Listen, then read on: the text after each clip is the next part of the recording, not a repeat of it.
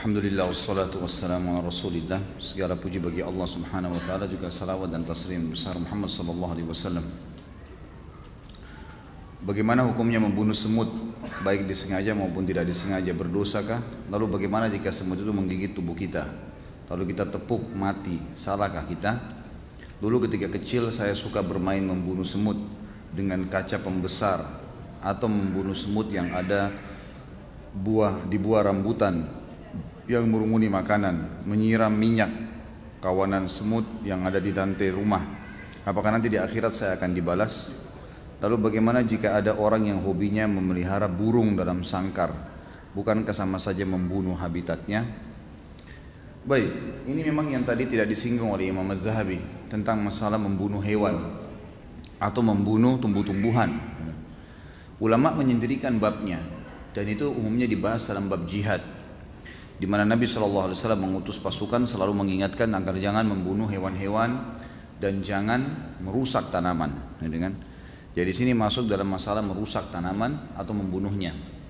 Tentu ada beberapa hadis juga yang menjelaskan ada beberapa jenis tumbuh-tumbuhan dan hewan yang boleh dibunuh, ada yang tidak boleh. Seperti kasus hewan-hewan yang boleh dibunuh, kalajengking yang disebutkan dalam hadis, anjing yang semua tubuhnya berwarna hitam. Sebagaimana hadis Nabi SAW yang berbunyi, kalau kalian mendapatkan anjing yang semuanya hitam, maka itu adalah jelmaan dari syaitan. Bunuhlah, semua hitam ya, nggak ada sedikit pun bulu warna lainnya. Itu sebuah hadis sahih riwayat Imam Muslim. Contoh, kalajengking boleh dibunuh, hewan-hewan yang berbahaya, yang mengganggu manusia. Masuk dalamnya adalah nyamuk, ya, semut di sini kalau sampai mengganggu manusia, ya, yang mengganggu saja. Tapi kalau tidak mengganggu nggak boleh. Kalau tidak mengganggu nggak boleh. Dan kita harus tahu ada hadis Nabi SAW lain di riwayat Bukhari, fi kulli kabidin ratabatin ajr. Di setiap denyut kehidupan ada pahala. Jadi kalau justru ada semut di rumah, disapu, dikeluarin dengan niat ini juga makhluknya Allah, ya sudah saya keluarin, itu dapat pahala. Dibandingkan kita membunuh tanpa alasan. Ada sebuah riwayat Bukhari juga menjelaskan seorang Nabi Allah, tapi dalam hadis ini tidak disebutkan siapa nama Nabi itu. Allah murka padanya gara-gara dia pernah tidur di bawah sebuah pohon, kemudian digigit oleh semut. Lalu kemudian dia marah, semut itu dibunuh, lalu kemudian dia perintahkan pengikutnya untuk membakar seluruh sarang semut di bawah. Di bawah dia, di bawah pohon itu banyak ada sarang semut, dibakar semuanya. Maka Allah SWT mengutus Jibril kepadanya sambil berkata, apakah gara-gara semut satu kamu membunuh semut yang lainnya? Artinya yang mengganggu saja, yang tidak mengganggu gak usah, gitu kan? Jadi ini jenis hewan yang memang boleh dibunuh dan memang dia berbahaya. Ada jenis hewan yang boleh dibunuh tanpa berbahaya, seperti kita tahu hewan-hewan yang dimakan, ayam kan disembelih, kambing nanti Idul Adha ini, unta, gitu kan? Kuda, mungkin ada orang menyembelih kelinci, itu semua boleh, halal. Jadi ini hewan-hewan yang boleh dibunuh. Tapi hewan-hewan yang umumnya tidak ada sebab, tidak ada sesuatu yang berbahaya dari mereka, nggak boleh. Yang diambil daripada hadis jihad tadi. Sama dengan tanaman-tanaman. Ada tanaman yang boleh, seperti misalnya sayur-sayuran yang dicabut sama akarnya, ubi misalnya, gitu kan. Semua harus dicabut, jangan otomatis mati, gitu kan. Maka itu tidak ada masalah, kena dikonsumsi, gitu kan. Tapi ada tumbuh-tumbuhan yang kalau tidak ada sebab, tidak dapat, terus tiba-tiba dibakar. Nah itu tidak boleh. Membakar itu berarti sama dengan membakar. Jadi membakar tumbuh-tumbuhan sama dengan membakar hewan, sama dengan membakar makhluk Allah yang lain, ini tidak dibolehkan. Jadi di sini dipilah ya. Kalau yang mengganggu Anda silakan, itu kan, itu masih boleh. Bahkan ya sapi yang mengamuk kemudian ditembak atau ini karena berbahaya bagi orang, itu tidak ada masalah karena berbahaya bagi manusia. Kalau enggak maka enggak boleh. Kalau masalah orang memelihara hewan, ini ada bab lagi sendiri. Abu Hurairah radhiyallahu anhu memelihara kucing, ya kan? Memelihara kucing, dan itu Nabi SAW tidak larang. Abu Hurairah nama lainnya Abdurrahman ibn Sakhr, tapi dikenal dengan Abu Hurairah. Hurairah artinya kucing, karena orangnya suka banyak pelihara kucing. Nah di sini Nabi SAW membiarkan, tidak ada masalah, karena dia merawat hewan-hewan itu, dia merawat. Sebagian ulama mengatakan ini khusus kucing, sebagian yang lain mengatakan masuk di antara semua hewan yang dibolehkan kalau mereka merawatnya. Ada yang mengatakan juga di sini masuk burung. Tapi saya saran saya hanya yang ada dalilnya saja. Kalau kucing ada dalilnya, kalau tidak ada dalilnya maka jangan. Termasuk burung tidak pernah ada disebutkan sahabat memeliharanya, maka lebih baik dilepaskan saja. Kalau itu hobi saya Ustadz, ya harus dialihkan hobinya, karena rasa dan perasaan seorang muslim harus tunduk pada hukum Allah, nggak boleh semua diikutin. Kalau kita mau ikutin semuanya maka semua dosa kita akan lakukan, gitu kan? Jadi harus ditundukkan. Apa benar hadis yang berbunyi barang siapa yang melakukan hubungan suami istri di malam Jumat, Kamis malam, maka pahalanya sama dengan membunuh 100 Yahudi? Ini dari mana hadisnya? Hah? Ini hadis maudhu, dusta, nggak pernah ada. Sudah kalau mau berhubungan aja, nggak usah bawa hadis. Apalagi 100 Yahudi. Ini siapa yang iseng bertanya nih? Kalau mau bunuh Yahudi yang benar datang ke Palestina, nah itu baru benar. Bagaimana bunuh diri karena cinta? Apakah arwahnya akan gentayangan tergantung di antara langit dan bumi karena belum ajalnya, jadi langit tidak mau menerima, bumi pun enggan? Apakah orang yang bunuh diri di dunia maka takdirnya yang ditulis di Lauhul Mahfuz dia akan bunuh diri? Ini bunuh diri itu tidak boleh, haram dalam agama. Dan ada babnya sendiri, nanti kita bahas, jangan terburu-buru. Apapun alasannya nggak boleh bunuh diri. Tidak ada, kalau bunuh diri, kalau tadi membunuh masih ada celah-celahnya. Tapi kalau bunuh diri nggak boleh, sama sekali mutlak nggak boleh. Itu dosa besar. Alasannya apapun, apalagi kalau kena cinta. Apa cinta, mau bunuh diri gara-gara cinta? Saya gila kalau tidak nikah sama orang itu, akhirnya bunuh diri. Kenapa? Gila bener nanti. Memang cuma dia laki-laki, memang cuma dia perempuan, banyak, gitu kan? Banyak. Dan bukan cuma 1-2 suku, ada ratusan suku di muka bumi ini. Ardunya, buminya Allah luas. Kenapa harus bunuh diri gara-gara cinta? Ini karena tidak ada punya iman ini. Imannya nggak ada.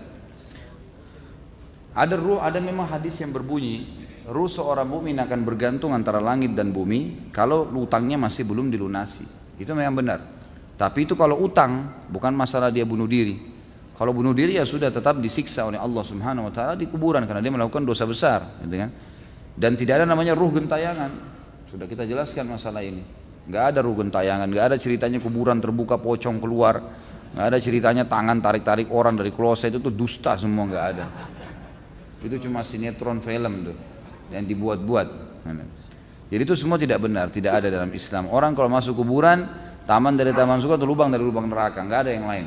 Nggak mungkin terjadi dia gentayangan ganggu orang lain. Jadi itu tidak mungkin, ya. Itu tidak terjadi. Kalau masalah takdirnya, ya memang dicatat di Lauhul Mahfuz, tapi itu takdir ikhtiar, ya. Proses seseorang mati itu ikhtiar dia. Kasus ajalnya datang di mana, dicabut ruh oleh malaikat, itu takdir mutlak. Saya sudah pernah jelaskan. Jadi takdir ada 2 macam, ada yang mutlak, tidak ada campur tangan kita di situ. Seperti kita mati di mana, ya gitu. Kapan, itu sudah mutlak, Allah yang tentukan. Mau di lautan kah, mau di rumah kah, mau lagi tidur kah, mau lagi makan kah, mau lagi jalan, pokoknya tiba ajal mati. Tapi prosesnya yang membawa orang pada kematian itu ikhtiar. Seperti orang ikut berperang untuk mati syahid. Seperti tadi orang tahu nih listrik kalau berbahaya dipegang sama dia, akhirnya dia mati. Ya. Mengunjuk kekuatan, akhirnya mati. Nah ini berarti dia bunuh diri. Proses ini dinilai oleh Allah Subhanahu Wa Taala. Kalau dia prosesnya baik, dia kena mati syahid, membela kehormatan, maka kebetulan ajalnya datang, itu berarti dia ditutup dengan kebaikan. Tapi kalau proses ini dia buat keburukan, ya buruk. Lauhul Mahfuz tercatat, dia milih bunuh diri misalnya, itu dosa besar. Maka berarti dia berdosa di sini. Ya. Jika dalam perjalanan safar ketika mengendarai mobil tiba-tiba terjadi kecelakaan karena kecepatan tinggi kemudian menyebabkan adanya beberapa penumpang yang meninggal dan luka-luka, apakah sopir tersebut berdosa karena ada korban? Jika diusut di peradilan biasanya si sopir akan dihukum beberapa tahun penjara. Jika sudah dihukum apakah dosanya sudah diampuni? Tentu dilihat di sini. Dia cepat itu memang cepat yang normal, biasa, nggak ada masalah. Terus terjadi kecelakaan, ban tiba-tiba meledak, ya, rusak dan seterusnya, itu lain, itu nggak ada dosa. Tapi kalau dia maksudkan, memang dia maksudkan, dia sengaja melakukan, kan dia tahu niatnya. Kalau dia niatnya maksudkan berarti dia menjadi penyebab dosa di sini. Ada yang mati, ada yang luka, ya dia berdosa, pastinya begitu, pastinya begitu. Kalau ada orang sudah dihukum di dunia karena perbuatannya, tetap kita kembali kepada hukum syar'i. Hukum syar'i menjelaskan kepada kita ada dua jenis dosa. Ada dosa yang berhubungan dengan Allah saja, zina, tidak sholat, tidak puasa, tidak haji. Antara dia dengan Allah. Dia taubat sama Allah, Allah terima, sudah selesai. Tapi ada dosa yang berhubungan dengan haknya manusia. Ini harus taubat kepada Allah dan mengembalikan haknya si manusia tadi. Seperti misalnya mencuri, menggunjing. Itu curi itu selain taubat kepada Allah, dia harus minta maaf kepada orang yang pernah dicuri barangnya, mengembalikan barang itu. Nanti ada bab dosa besar mencuri, itu akan kita panjang lebar bahas insya Allah. Maka di sini dia harus lihat, kalau dia memang sengaja ugal-ugalan bawa mobil, balap-balapan, akhirnya dia lihat ada orang yang saingin di sebelahnya, kemudian dia ikut-ikutan balap, padahal dia menumpang, banyak penumpang yang sana, dia terus kecelakaannya, dia berdosa. Ada yang terbunuh, ya dia penyebabnya. Sama kasus tadi sudah kita berikan contoh-contohnya. Itu berarti dia dapat dosa di situ. Masalah dia dihukum di sini, dia dihukum penjara, apakah sudah lepas hukumnya di akhirat? Tentu tidak. Secara akhirat tidak lepas, karena untuk melepaskan diri di akhirat dia harus minta maaf sama keluarga-keluarga orang yang terbunuh ini. Di antaranya dalam Islam dia harus bayar denda. Dia itu tergantung yang disepakati oleh peradilan Islam yang ada di sekitar tempat atau tempat dia tinggal. Bagaimana hukum KB dalam Islam, baik spiral, suntik maupun pil, apakah itu termasuk membunuh keturunan? Tentu saja tidak. Membunuh ini membunuh, jadi sudah tadi saya bilang kalau sudah 4 bulan ada ruhnya, lalu sengaja digugurin, nah itu membunuh. Kalau menggunakan spiral, menggunakan alat KB sebelum terjadi kehamilan, itu tidak ada masalah. Dalam banyak hadis, diantaranya hadis Bukhari, bahwasanya para sahabat mengatakan kami dulu berazal. Azal itu menumpahkan sperma di luar kemaluan istri, karena tidak mau hamil. Sementara Al-Quran, ayat Al-Quran turun dan kami tidak dilarang. Jadi dibolehkan berazal itu. Dan azal ini ulama tarik sampai sekarang dengan menggunakan alat-alat ya KB ini, dan kalau memang tidak ada hubungannya dengan hal-hal yang haram, gitu kan? Jadi nggak ada masalah. Ini di zaman Nabi SAW ada. Jadi yang membunuh memang sudah ada fisiknya lalu dibunuh. Nah, itu yang dimaksud. Dalam Islam menikahlah karena agama, kecantikan, harta dan keturunan. Jika akan menikah, apakah sebaiknya dilakukan cek pemeriksaan medis kedua pasangan untuk mengetahui ada tidaknya penyakit seperti kista atau miom, perbedaan resus darah plus dan minus atau positif negatif yang dapat mempengaruhi mendapatkan keturunan, atau lillahi ta'ala. Karena ada saudara anak yang menikah, ternyata setiap punya anak sudah 3 kali berturut-turut umurnya tidak lebih dari 5 tahun lalu meninggal. Setelah diteliti ternyata adanya resus dan tidak bisa disatukan dari pasangan tersebut. Ada juga yang ternyata di rahim istri ada kista dan miom. Ada juga karena pergerakan sperma suami yang lambat dan faktor-faktor genetik. Bagaimana menyikapi hal ini? Sebenarnya bukan harus ya, boleh saja. Kalau dalam hadis sebenarnya bukan menikahi karena agama, karena kecantikan, harta dan keturunan, tapi itu opsi pilihan. Ada yang opsi pilihan seperti misalnya kecantikan dan harta ini opsi pilihan. Tapi kalau agama dengan keturunan ini memang perintah, jadi kan memang harus dibedain. Seperti sabda Nabi SAW, kalau datang kepada kalian, kepada wanita dan walinya, yang kalian ridhoi agama dan akhlaknya, maka terima lamarannya. Kalau tidak terjadi kerusakan di muka bumi. Berarti di sini tidak ada opsi nih, penekanan harus dipilih, gitu kan? Kalau datang yang soleh diterima lamarannya. Laki-laki juga begitu, perempuan dinikahi karena kecantikan, karena keturunan, ya, karena harta dan karena agama. Tapi dahulukan agama, ada perintah penekanan masalah agama, tidak ada opsi di sini. Ya, tapi yang 3 tadi, keturunan, agama, keturunan, harta dan juga kecantikan, fisik ini adalah pilihan. Ya, ada opsi-opsi di situ. Tapi kalau agama nggak ada opsi, jadi kita bedain di sini ya. Termasuk masalah keturunan sebenarnya betul, itu bukan opsi ya, tapi dia memang satu hal yang memang harus diperhatikan. Kalau sekarang sudah ada teknologi canggih bisa periksa, sangat bagus. Ya, sangat bagus, tapi itu bukan suatu hal yang harus diharuskan ya. Kalau dalam Islam sudah diajarin caranya untuk mengetahui orang ini subur atau tidak, itu kan sudah dilihat dari keturunan orang tuanya, dari jalur orang tuanya. Saya sudah pernah sampaikan, salah satu metode untuk ta'aruf dalam Islam, 3 hal: melihat fisiknya yang menarik buat kita, yang dibolehkan wajah dan telapak tangan.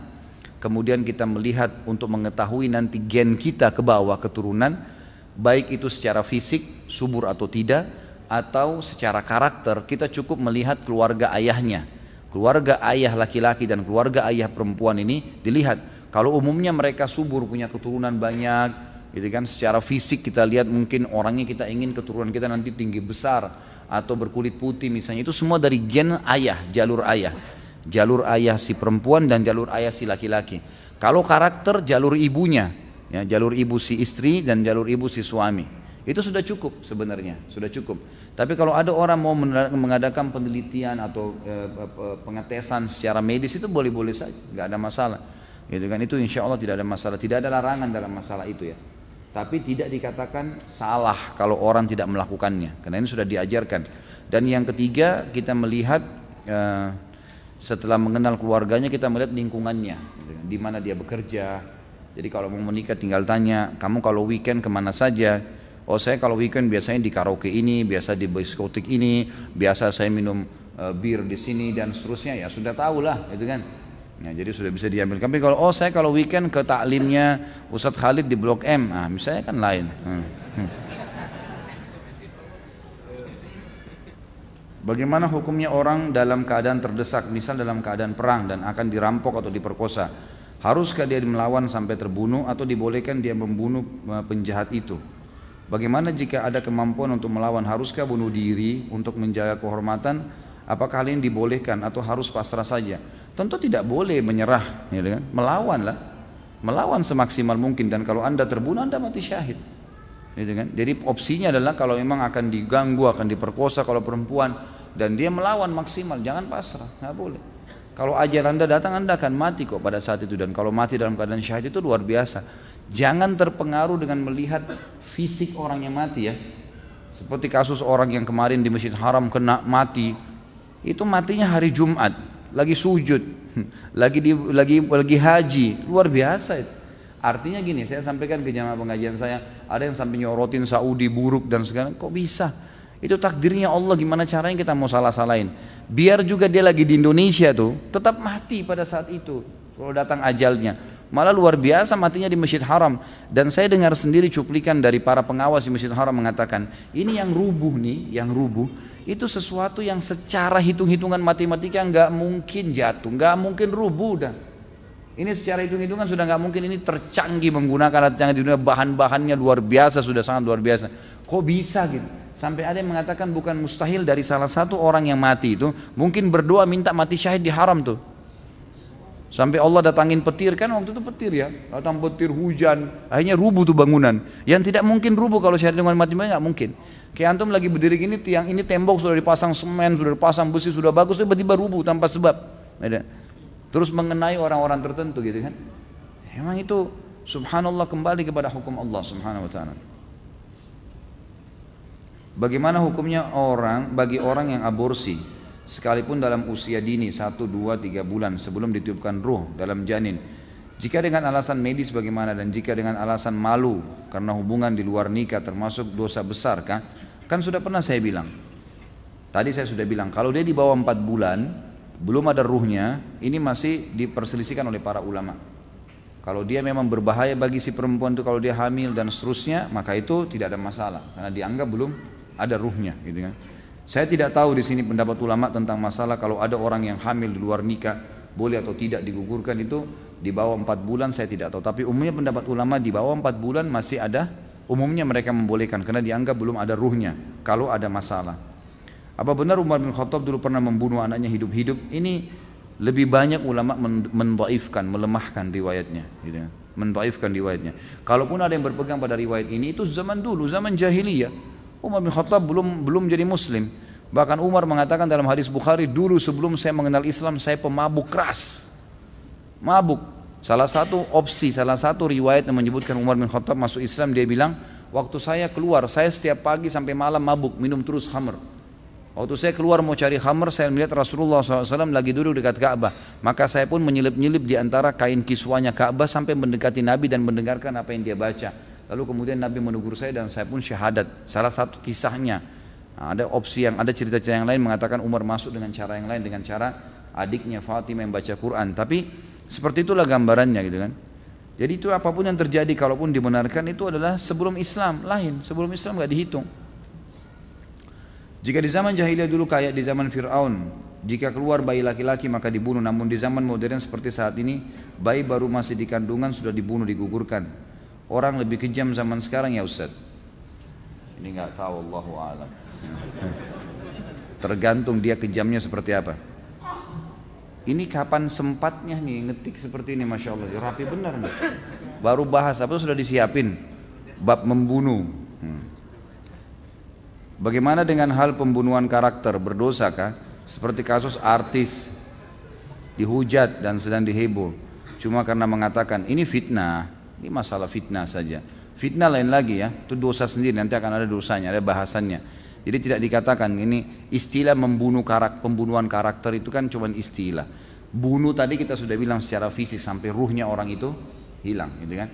Tapi fitnah memang lebih berat dosanya daripada membunuh itu. Karena Allah mengatakan wal fitnatu asyaddu minal qatl.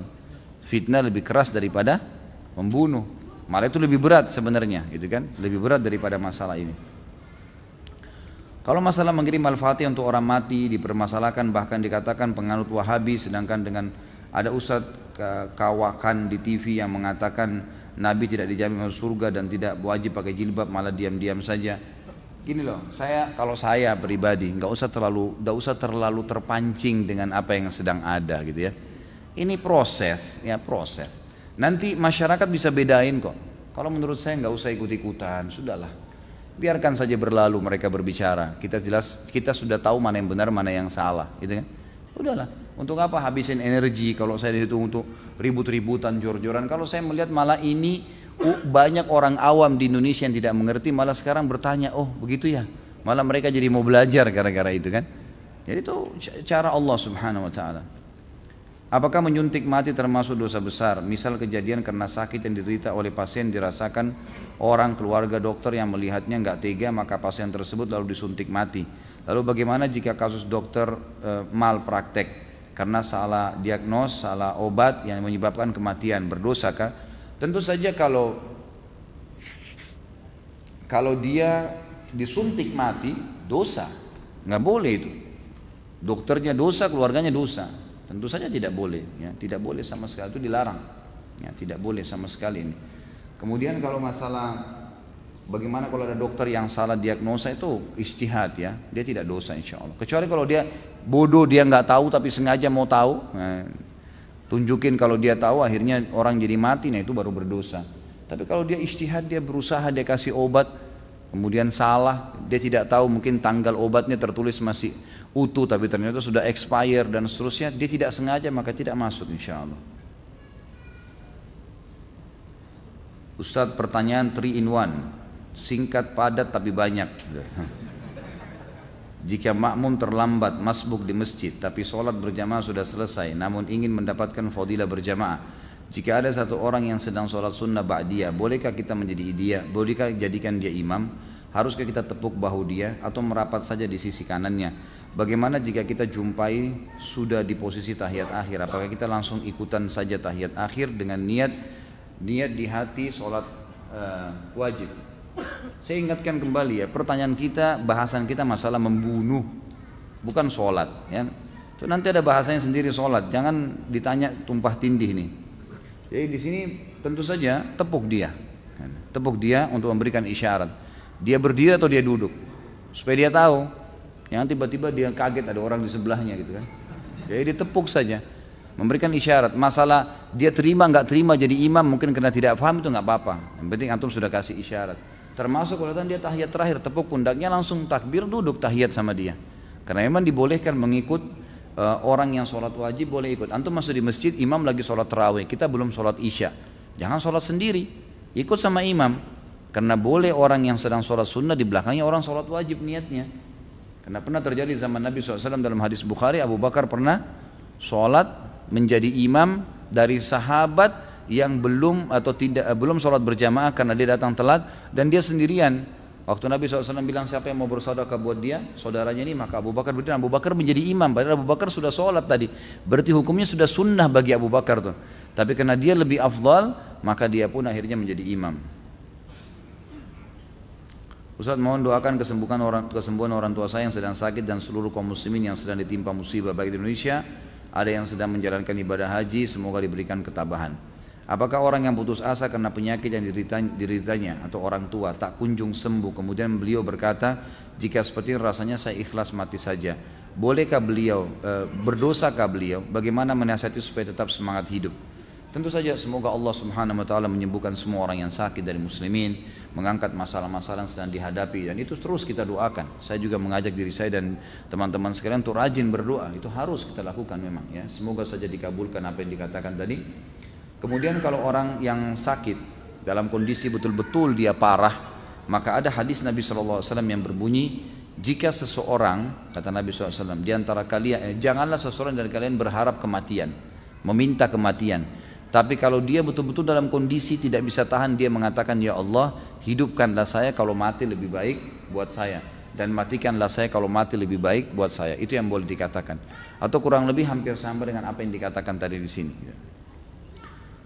Mana yang saf lebih utama jika ada dua lantai masjid, saf terakhir di lantai bawah atau saf pertama di lantai atas?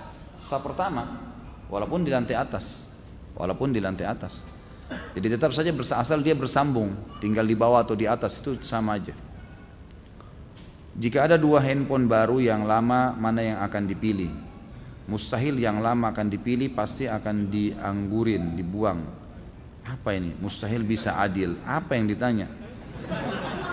Jika berlaku adil adalah hukumnya wajib, untuk apa menjalankan sunnah yang jika dikerjakan malah bisa menjerumuskan ke hal yang menyebabkan seorang menjadi tidak adil? Begitulah pernyataan balik yang dilemparkan istri kepada suami ketika sedang mendengarkan ustadz menjelaskan poligami. Bagaimana menyikapi pertanyaan ini? Maaf ustadz, ujung-ujungnya bukan cari gara-gara. Gimana tuh Pak Yoyo? Jelas-jelas cari gara-gara ya. Jadi sabar aja gitu kan. Begini aja, ini selalu poligami.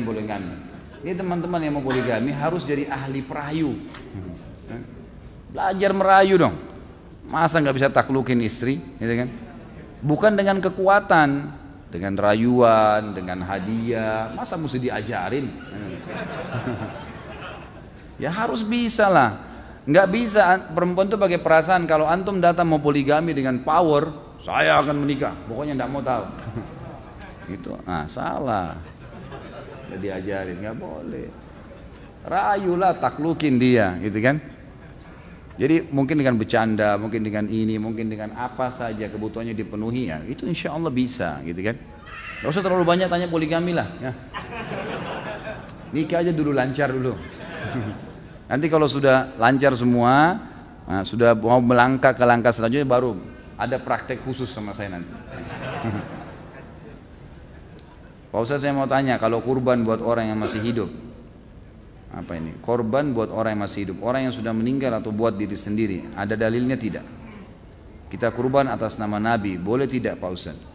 Jadi tentu pendapat ulama tentang masalah sampaikah pahala kurban untuk orang yang sudah meninggal, khilaf di antara ulama. Beranjak daripada hadis Nabi, waktu beliau menyembelih, beliau mengatakan ini untukku dan umatku yang belum menyembelih. Dari hadis inilah berselisih pendapat ulama. Ada yang mengatakan yang dimaksud di sini, yang mengatakan tidak ada lagi pahala sembelihan untuk orang mati, beranjak daripada hadis ini juga. Mereka mengatakan yang dimaksud oleh Nabi SAW adalah umatnya yang masih hidup, yang tidak sempat menyembelih. Pendapat kedua yang mengatakan bahwasanya sampai pahala sembelihan untuk orang mati, beranjak daripada hadis yang sama.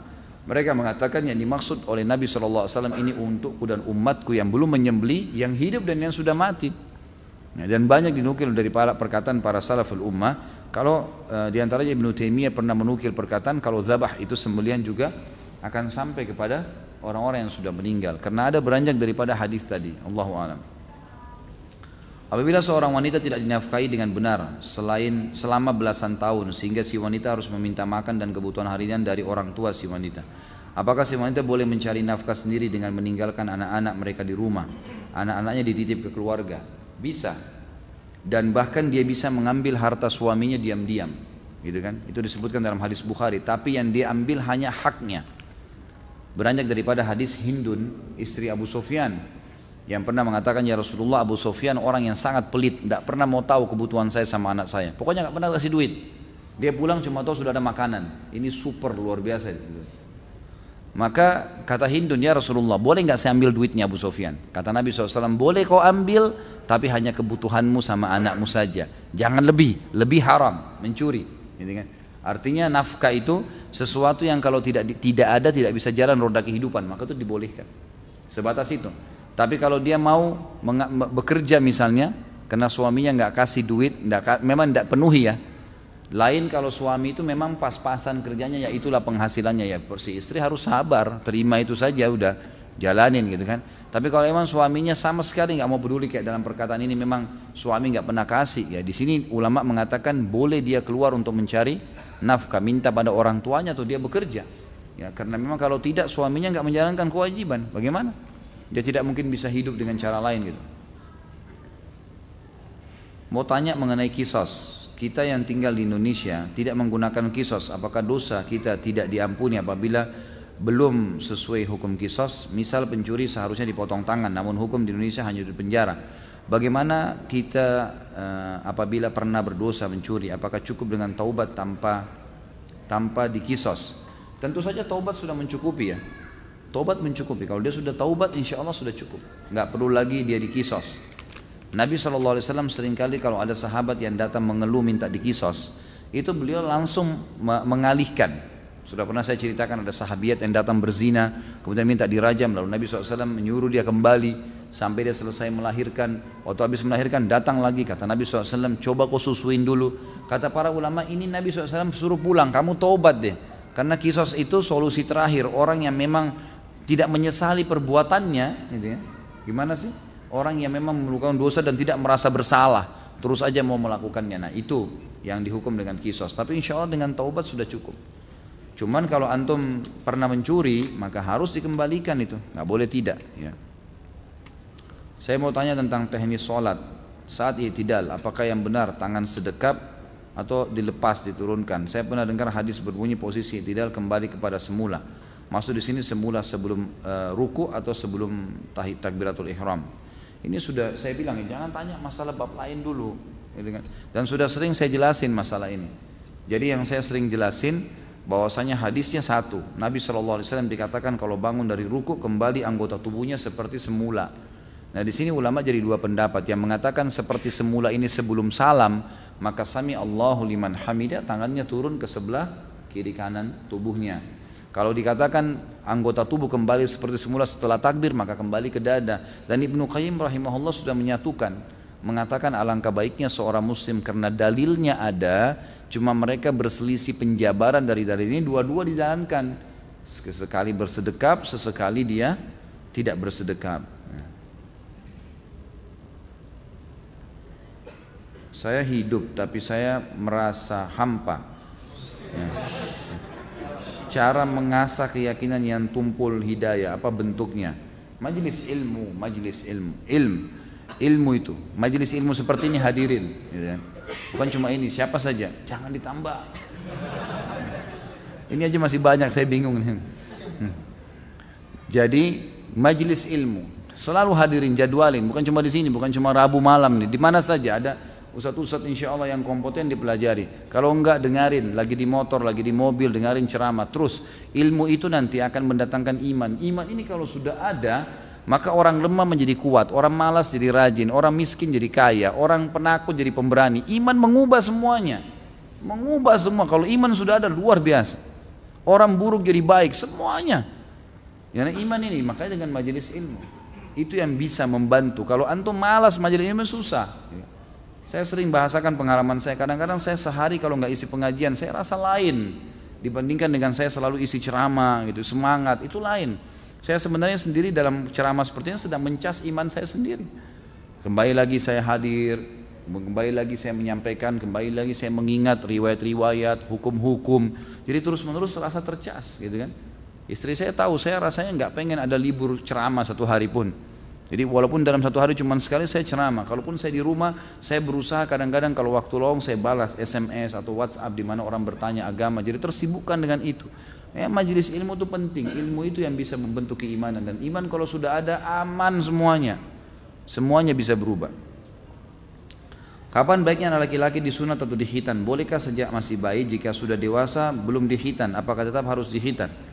Apakah anak perempuan juga dikhitan? Karena saya pernah membaca hadis khitan disunnahkan bagi kaum laki-laki dan mulia bagi kaum wanita.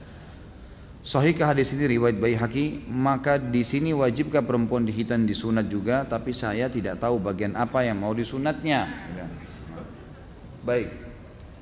Tentu saja boleh, kapan saja dikhitan. Kalau anak saya khitan dari bayi.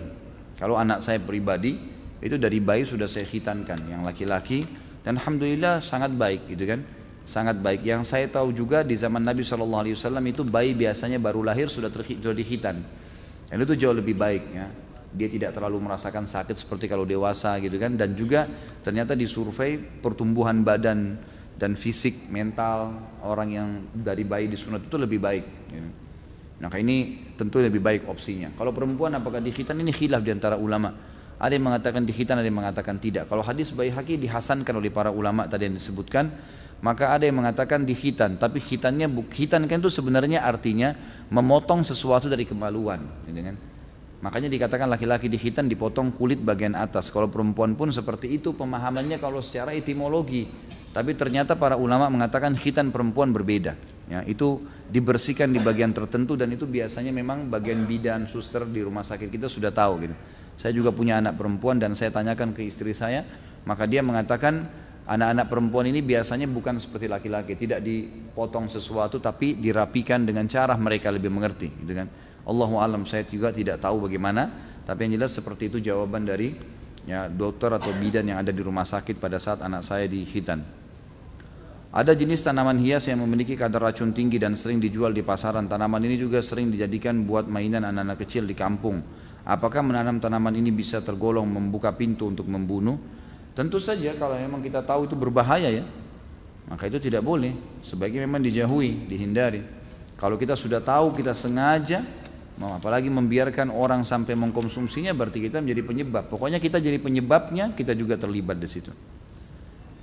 Saya ingin membuat kaos tulisan hadis atau potongan ayat Al-Quran dengan bahasa Inggris dan menjualnya. Apakah boleh? Boleh saja. Boleh saja, tidak ada masalah. Tapi konsekuensinya, kalau hukumnya bolehkah menulis ayat di baju? Bolehkah menulis ayat di papan? Di spanduk? Di apa saja? Boleh, hukumnya boleh gitu kan. Tapi di sini dilihat adabnya. Kalau dia menulis ayat-ayat tersebut, apalagi di kayak baju kaos yang akhirnya dipakai ke kamar mandi dan seterusnya, di WC, maka itu tidak dibolehkan, ya kan? Kalau sampai dia pakai ke WC atau nanti orang yang pakai tidak bertanggung jawab malah diolok-olok ayat-ayat itu lain. Tapi hukumnya saya tahu saya boleh. Bahkan termasuk kalau dia masuk kamar mandi misalnya dibuka dulu sama dia itu lain, tidak ada masalah, nggak ada sesuatu yang salah di situ. Bahkan sekarang memang kalau saya pribadi saya mendukung kalau ada baju-baju kaos yang ditulis dengan simbol-simbol Islam ya. Aku cinta Allah misalnya, aku cinta Rasulullah SAW, aku cinta dengan Islam, atau apalah kata-kata positif yang memang menunjukkan kekuatan Islam, ada cintanya kepada Islam, itu boleh-boleh saja. Setahu saya nggak ada masalah. Apakah kakek atau adik buyut itu termasuk kategori silaturahim? Tentu saja. Semua yang punya hubungan darah, ke atas, ke bawah, ke samping, kiri kanan semuanya, kakek, nenek, ke atas, saudara-saudaranya semuanya, kemudian anak, cucu dan semuanya yang berhubungan dengan mereka, kemudian saudara, saudari, paman, tante, semuanya itu yang punya hubungan darah. Apakah menjual alat musik untuk keperluan mendadak diperbolehkan? Setahu saya tidak boleh alat musiknya, haram. Satu-satunya cara, ada pendapat ulama yang mengatakan kalau tadinya orang itu pemusik, lalu dia taubat, alat musiknya dijual kepada orang kafir, bukan kepada orang muslim lagi, yang dasarnya dalam agama mereka itu tidak ada masalah. Kemudian danahnya dia kembalikan uang dia, uang modal dia yang dasarnya dia pakai beli alat itu jadi halal buat dia. Tapi kalau dia transaksikan, dia jual beli alat musik, ini nggak boleh, masuk dalam kategori yang dilarang. Bolehkah menghibahkan kucing dengan meminta ganti uang makan? Kalau kucing tidak boleh ditransaksikan ya, jadi sebaiknya hindari, jangan diminta balasan gitu kan. Mau tanya tentang gadai Ustadz, kalau ada yang pinjam uang dengan menggadaikan kebunnya kepada anak, nanti setelah orang tersebut belum mengembalikan uangnya, hasil panen kebun menjadi hak siapa? Tergantung kesepakatan. Kalau dia bilang ini kebun saya nilainya 100 juta, ada 100 pohon mangga misalnya, Kalau dijual 100 juta, tapi saya butuh uang 10 juta. Saya ambil 10 juta, ini tanah saya gadekan. Kamu boleh ambil hasil panennya, kata pemilik kebun. Ya sudah, itu berarti halal. Tapi kalau sekedar digadekan saja tanpa ada kesepakatan, maka tidak halal. Tidak boleh dipakai tanah itu, tidak boleh diambil hasilnya, tidak boleh disentuh. Gadai. Dan perlu diingat, saya sudah pernah jelaskan, transaksi dalam Islam ada dua macam. Ada transaksi jasa yang sifatnya memang ini saham akhirat, ini investasi akhirat, nggak ada urusannya dengan keuntungan. Hutang dan gadai, nggak boleh bertambah. Tidak boleh bertambahin.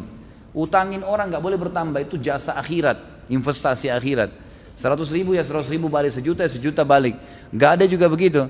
Kalau dia gadein sawahnya tadi 100 juta, dia ambil utang 110 juta, jatuh tempo setahun dia belum bayar, kita punya hak untuk menjual kebun itu, gitu kan? Kemudian kita mengambil uang kita 10 juta saja, 90 kembaliin ke dia, jangan disita semua, haram itu, nggak boleh. Ada investasi yang boleh kita ambil keuntungan, investasi bisnis, kesepakatannya persentase dari keuntungan. Sebagian ulama fikih mengatakan kisos kepala ini apakah hukumnya mutlak pakai pedang atau boleh dialihkan dengan cara yang lain, gitu kan? Itu khilaf diantara ulama tentang masalah itu. Tapi ada pendapat yang mengatakan intinya dia dieksekusi mati. Sebab kalau dia mati maka akan selesai kejahatannya, gitu kan? Sebuah negara melakukan dengan penembakan maka itu bukan berarti membunuh, bukan dosa besar. Pemerintah nggak berdosa karena memang eksekusinya harus begitu.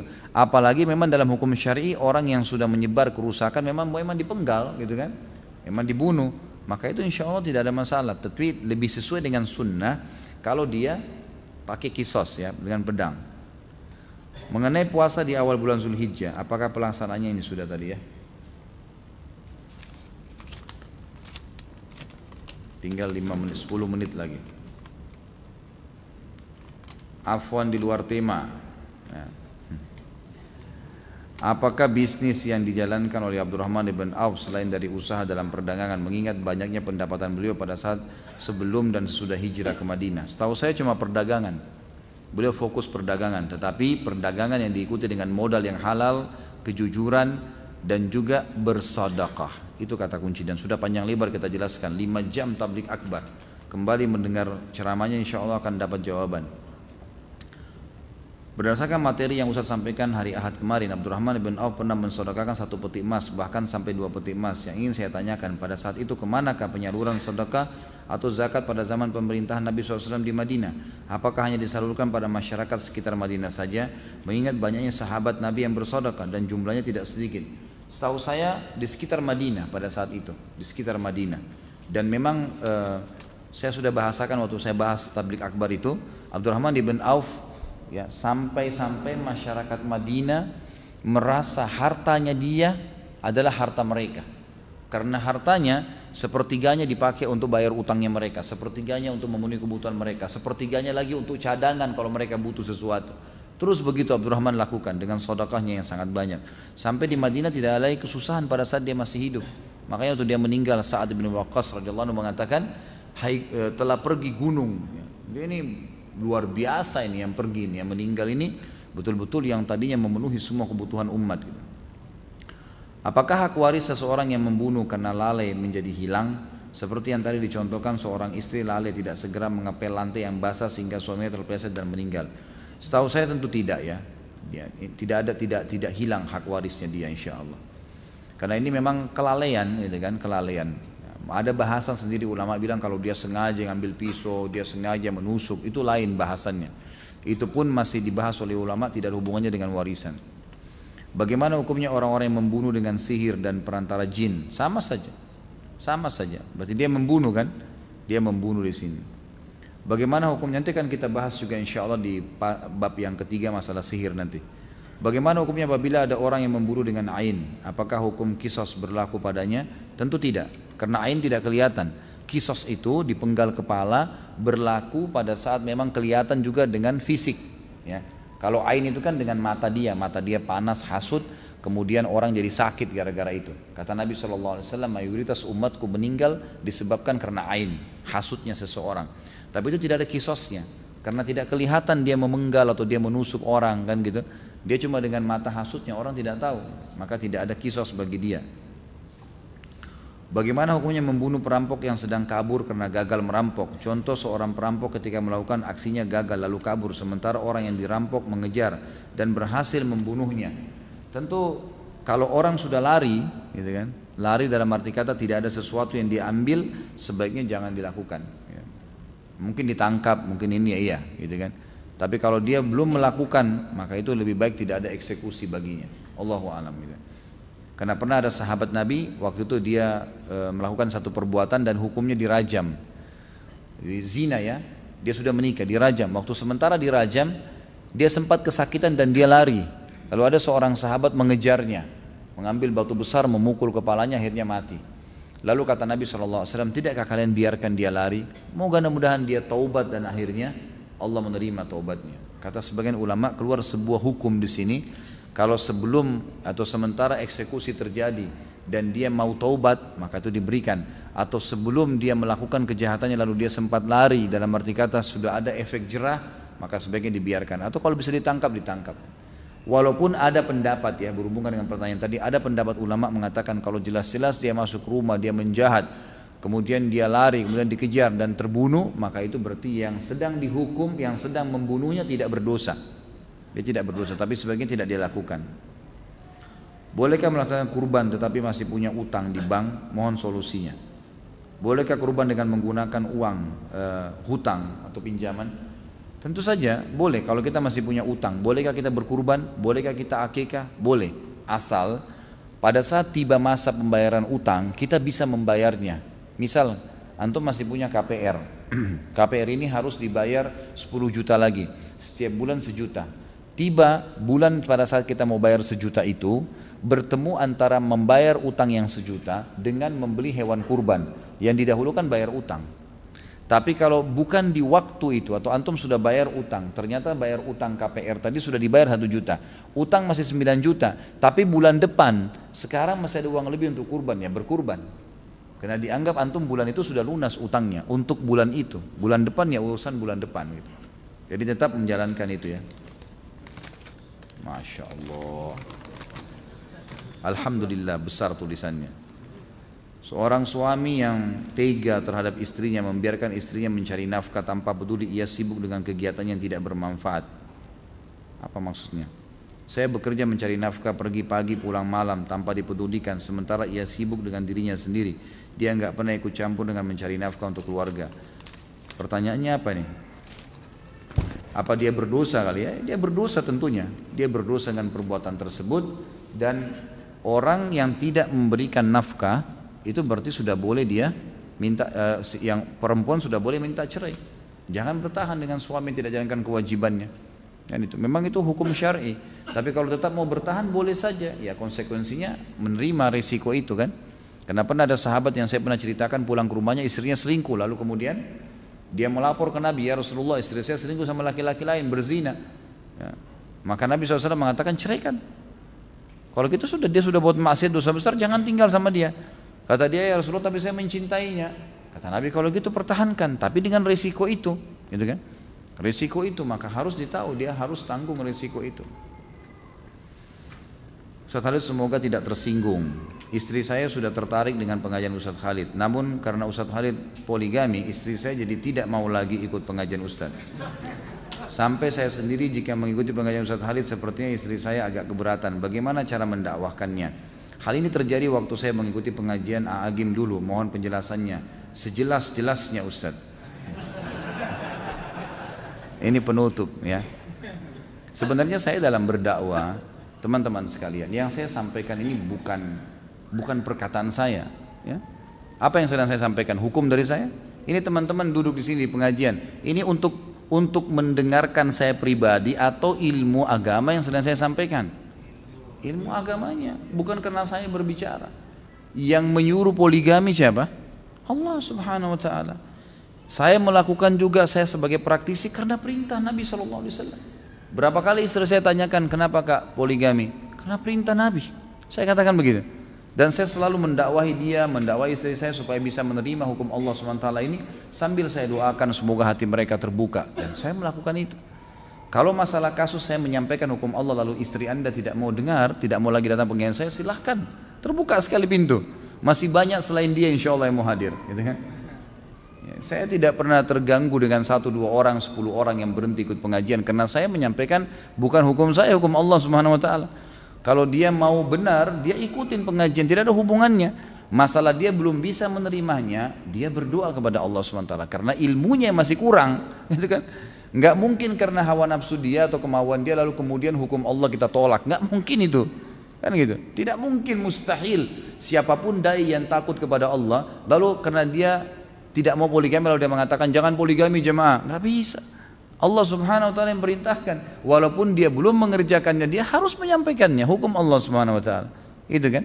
Kalau masalah dia tidak mau hadir silahkan, ahlan wa sahlan. Mau hadir alhamdulillah, yang penting saya menyampaikan ilmu Allah Subhanahu Wa Taala, dan saya doakan mudah-mudahan Allah membuka hatinya. Biasanya justru orang yang kritis nanti malah dia yang hebat menerima itu ya. Biasanya begitu ya, mudah-mudahan insya Allah gitu kan, seperti itulah. Kalau antum mau hadir pengajian, pengajian yang antum hadiri itu bukan istri yang mengatur. Kenapa harus diatur sama istri? Majelis ilmu antum wajib hadirin. Kalau istri nggak suka terus kita nggak hadir, nggak ada hubungannya kan itu. Harus ar-rijalu qawwamuna 'alan nisa. Laki-laki yang menentukan perempuan, kalau perlu kamu harus hadir ke pengajian ini. Kita yang tentukan, bukan dia yang tentukan, kok terbalik nih. Kan itu. Harus perempuan dipimpin oleh laki-laki, bukan perempuan yang pimpin laki-laki, jangan dibalik. Kalau dibalik jadi kacau semua nih nanti. Sudah hukum Allah begitu teman-teman sekalian. Dan dengan dipimpinnya perempuan bukan berarti perempuan terhina. Justru perempuan dengan fitrahnya butuh dilindungi dan dipimpin. Memang gak bisa jadi pemimpin, memang gak bisa, fitrahnya begitu. Laki-laki Allah siapkan dengan sifatnya, karakternya, fisiknya, suaranya berbeda. Memang untuk nagih utang, antar jenazah, perang di jalan Allah. Emang itu dia pemimpin. Perempuan dengan lembutnya, dengan air matanya, dengan hamilnya, memang untuk di rumah dipimpin, dinaungin, dilindungin. Jangan orang yang memang kasih sering sedih, manja di rumah, orang yang memang urus anak, kemudian kita suruh memimpin di luar, nggak bisa, nggak ketemu. Kan itu. Jadi harusnya majelis ilmu yang antum hadir kapan antum mau, dan jelaskan sama dia gitu kan. Masalah kita belum bisa menerima hukum Allah satu, jangan membencinya. Membenci hukum Allah berarti membenci Allah sebagai penerima hukum. Saya dan siapapun teman-teman dai akan menyampaikan yang benar kalau dia takut kepada Allah Subhanahu Wa Taala. Allahu a'lam. Mudah-mudahan Allah membukakan hati-hati setiap orang muslim untuk bisa menerima hukum-hukum Allah Subhanahu Wa Taala. Dan ingat teman-teman sekalian, majelis ilmu gunanya untuk mengubah kita menjadi lebih baik. Kalau emang kita tidak bisa berubah menjadi lebih baik, maka tidak usah hadir di majelis ilmu, gitu kan? Ilmu tujuannya untuk menambah ilmu kita, mengubah kita menjadi lebih baik, lebih patuh kepada Allah. Dan dunia ini sebentar, kita akan lalui menuju akhirat. Semua orang yang menolak hukum Allah di dunia, wallah, demi Allah teman-teman, menyesal di akhirat. Menyesal, oh coba dulu saya terima, udah nggak bisa, udah meninggal. Allah yang terapkan, tidak mungkin salah hukum Allah SWT. Kita yang harus bisa adaptasi. Kenapa Allah buat Ramadan sebulan ya? Allah maunya begitu, patuh. Kenapa nggak sehari aja Ramadan ya? Allah maunya begitu. Kenapa asar 4 rakaat ya, duhur 4 rakaat? Kenapa nggak digabung aja jam 2 sekali 4 rakaat? Loh Tuhan, kamu maunya begitu. Kitanya harus belajar, gitu kan? Kalau kita protes susah, nggak terima. Di akhirat rugi, di dunia juga rugi, kan gitu. Jadi harus hukum Allah diterima, pencipta. Jadi harus fahamin ya, masalah ini. Allahu a'lam. Mudah-mudahan apa yang kita bahas malam ini diberkahi oleh Allah Subhanahu Wa Taala. Dan seperti saya sampaikan sebelumnya, hari Rabu depan insya Allah kita libur karena sudah malam Lebaran. Saya ada tugas khutbah Idul Adha di Bandung insya Allah. Dan kemudian setelah itu saya akan berangkat ke Makassar ngurus kurban. Dan saya mengajak juga teman-teman sekalian, kalau ada yang minat kurban dengan saya di yayasan bisa silahkan. Nanti tinggal kontak saya insya Allah, saya akan alokasikan sendiri. Dan umumnya saya sembelih sendiri hewan-hewan itu sebagai amanah dari jemaah pengajian saya, karena semuanya rata-rata memang ikut di situ. Dan itu insya Allah kita alokasikan di kota Makassar, di pesantren ayah saya sendiri. Mungkin begitu, mudah-mudahan bermanfaat. Subhanakallahumma bihamdika asyhadu an la ilaha illallah astaghfirullah wa atubu ilaih. Wassalamualaikum warahmatullahi wabarakatuh. Bukan dari modal, karena kalau dari modal jadi riba. Ini uang saya 100 juta ya, kamu putar silahkan. Saya mau tiap bulan 5% dari modal saya, ini riba, nggak boleh. Saya mau 10%, nggak boleh. Penentuan langsung dari modal. Dia tidak mau tahu keuntungan, untung atau rugi, itu nggak boleh. Tapi kalau persentase global dari keuntungan, ini 60, 40 ya, saya 60, kamu 40, tapi dari keuntungan, nah, itu boleh, halal. Termasuk kerugiannya ditanggung bersama sesuai dengan persentase yang disepakati. Jadi kalau perusahaan rugi, maka yang punya saham 40% nanggung 40%, yang punya 60% menanggung 60% gitu. Hukum menerima uang tip adalah haram berikan penjelasannya Ustaz. Ini seperti saya lagi ujian ini. Dan bagaimana bila uang tip tersebut kita ambil terus kita sedekahkan ke teman kita atau kita berikan makan untuk kita berikan kepada orang miskin. Perhatikan ya, tip itu sesuatu yang dikasih sukarela itu baru halal. Tapi kalau Anda bahasakan tip ini hasil muka masam atau berusaha untuk membuat orang takut akhirnya orang bayar, haram, nggak boleh. Haram itu. Kalau orang kasih memang karena kita jasa, lagi kerja di rumah makan, kerja di satu tempat, parkir, kemudian dikasih dari dia sukarela itu halal. Boleh dibeli makanan, boleh ditransaksi halal. Karena itu sedekah dari orang. Tapi kalau dengan cara paksa nggak boleh. Apabila terjadi peperangan dua negara yang terjadi bukan karena sebab membela agama, bagaimana hukum tentara yang mati dibunuh dan yang membunuh? Tentu saja kalau dia muslim dan dia membela karena kebenaran ada di situ dan yang benar adalah yang benar di mata Allah, maka dia mati syahid. Karena disepakati oleh para ulama jihad itu dilakukan bisa ekspansi, bisa pertahanan dan juga ada satu keadaan yang insidental. Pernah terjadi di zaman Abbasiyah, beberapa ulama dikumpulkan oleh khalifah karena terjadi peperangan antara musuh. Wilayah Cina cekcok dengan sebagian wilayah Rusia, peranglah mereka. Di perbatasan Abbasiyah, dua-duanya ngirim surat minta tolong dibantu. Maka khalifah kumpulin ulama, ini kita apain nih sekarang? Bagaimana nih? Kita bantu atau enggak? Umumnya ulama waktu itu mengatakan enggak usah, ikut-ikutan biarin aja. Mereka kafir kok, biarin aja mati sendiri. Tapi ada satu orang yang ditanya waktu itu, kalau tidak salah waktu itu yang ditanya adalah salah satu dari ulama ya, saya ragu namanya, tapi lebih baik saya tidak sebutin. Salah satu dari ulama yang hadir di situ. Kemudian dia ditanya, bagaimana pendapat anda? Dia bilang, setahu saya Amir Mu'minin, jihad disyariatkan untuk membela kebenaran. Dan anda pada saat sudah diminta tolongin walaupun orang kafir, anda tahu mana yang benar, salah satunya anda harus bantu yang membela, yang benar itu. Menurut agama kita, karena orang yang sedang terzalimi misalnya, kita tahu itu benar dalam agama kita. Dan pasukan yang membela itu mati syahid. Walaupun dia sedang membela orang-orang non-muslim, seperti perang antara mereka karena kita sedang membela kebenaran di situ.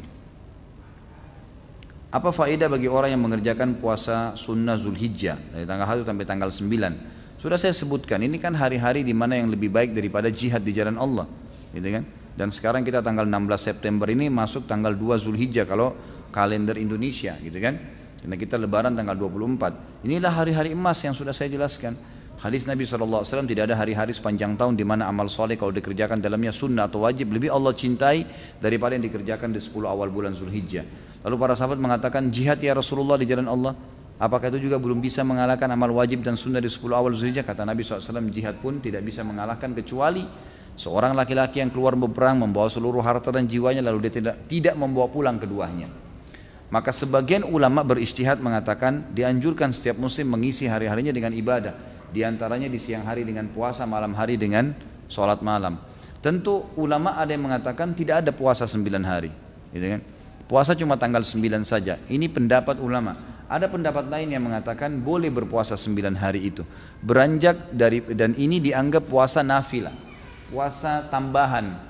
Ada hadis Bukhari berbunyi, kalau Nabi SAW pernah pulang ke rumahnya lalu menemui Aisyah dan berkata, wahai Aisyah, apakah engkau punya makanan? Dan hari itu bukan hari puasa ya, karena terbukti Nabi minta makanan. Tapi Aisyah bilang, enggak ada ya Rasulullah. Kata Nabi, kalau gitu saya puasa. Ulama mengatakan ini bukan puasa Senin Kamis, ini puasa tambahan.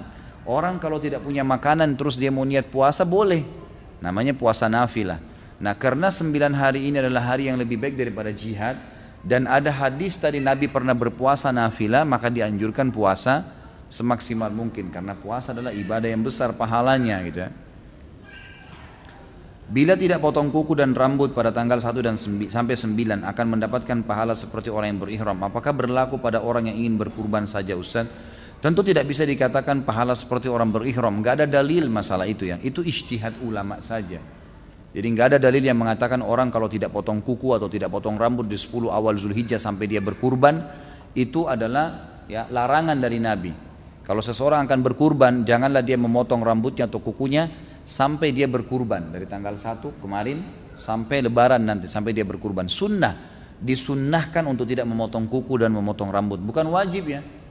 Ya, ini lebih dekat kepada sunnah muakkadah, sunnah yang sangat ditekankan. Artinya kalau darurat antum mau potong memang darurat, ya sudah dipotong kalau darurat. Tapi lebih afdal untuk tidak. Sebagian ulama berijtihad, bukan hadis ya, mengatakan karena orang yang mau berkurban seakan-akan dia berihram. Orang berihram tidak boleh potong kuku, tapi itu ijtihad bukan hadis. Jadi apakah dia seperti berihram atau tidak, intinya Nabi melarang untuk memotong kuku. Kita jalankan sunnah Nabi itu.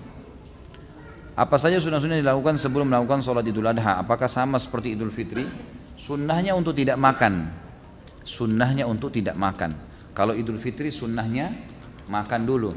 Tapi makan hanya sebagai syarat ya. Artinya karena sunnah Nabi mungkin makan sebuah kue, ya mungkin sedikit makanan. Jangan makan yang besar gitu kan. Jadi makan syarat saja karena Nabi sunnahnya makan. Dan Nabi SAW makan sebelum sholat Idul Fitri untuk membuktikan kepada para sahabat kalau puasa sudah selesai. Sementara Idul Adha beliau menunda makannya sampai selesai sholat Idul Adha karena memang habis Idul Adha itu hari makan selama 4 hari. Dan ini keliru kalau ada yang mengatakan oh berarti Idul Adha kita disuruh puasa subuh sampai sholat Idul Adha. Ini bukan puasa, karena puasa itu haram dilakukan di Id ya. Di Lebaran tidak boleh puasa, haram. Dan yang dilarang di sini hanya makanan, minuman, hubungan suami istri boleh. Itu pun makan juga kalau lapar boleh. Ini kan sunnah ya, dianjurin gitu. Seperti itu.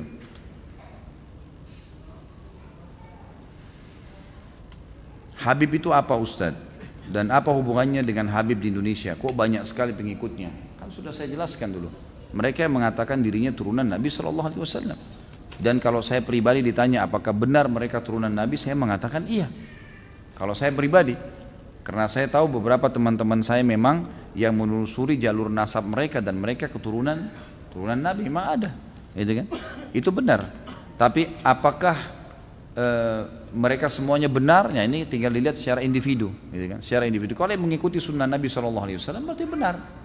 Mengikuti kakek-kakek mereka ya benar, tapi kalau mereka menjadi pentolan-pentolan justru seperti yang mengikuti Syiah, mengkafirkan sahabat, mengatakan Quran kurangnya, ini tidak ada hubungannya dengan jalur keturunannya.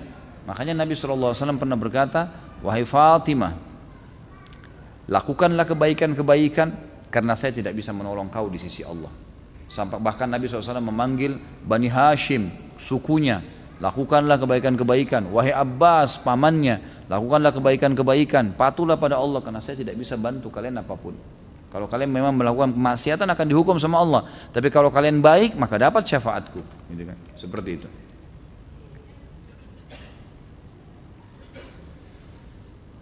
Afwan Ustaz, pertanyaan saya di luar tema. Dari tadi di luar tema. Ya ingin saya tanyakan, apakah pada hari kiamat nanti orang-orang pelaku perbuatan-perbuatan bidah akan dibangkitkan bersama dengan orang-orang yang mereka contohi dalam melakukan perbuatan tersebut? Misal orang yang mengikuti seorang kiai yang mengajarkan tentang perbuatan ibadah yang tidak dicontohkan oleh Nabi SAW. Apakah orang-orang yang mengikuti perbuatan kiai tersebut akan dibangkitkan bersama dengannya? Mohon penjelasannya Ustaz. Kalau apakah dibangkitkan bersamanya, Allahu alam. Ini saya tidak tahu dalilnya. Tapi pasti akan dibangkitkan dan nanti setiap orang yang menjadi penyebab orang lain melakukan satu perbuatan yang Allah tidak ridhoi, Rasulullah SAW tidak contohkan, pasti akan dipertemukan di mahkamahnya Allah dan akan diminta pertanggungjawaban masing-masing. Itu ada di riwayat masalah itu, tapi apakah dibangkitkan secara bersamaan ini saya tidak tahu dalilnya. Di kampung daerah saya di Gunung Kidul banyak sekali kasus bunuh diri dengan gantung diri. Kira-kira 3 hari yang lalu terjadi di tangga saya bunuh diri dengan gantung diri di dapur. Dan yang saya tanyakan pengurusan jenazahnya ya Ustaz, terutama bolehkah kita mensolatkannya? Kalau ulama nggak boleh mensolatinya.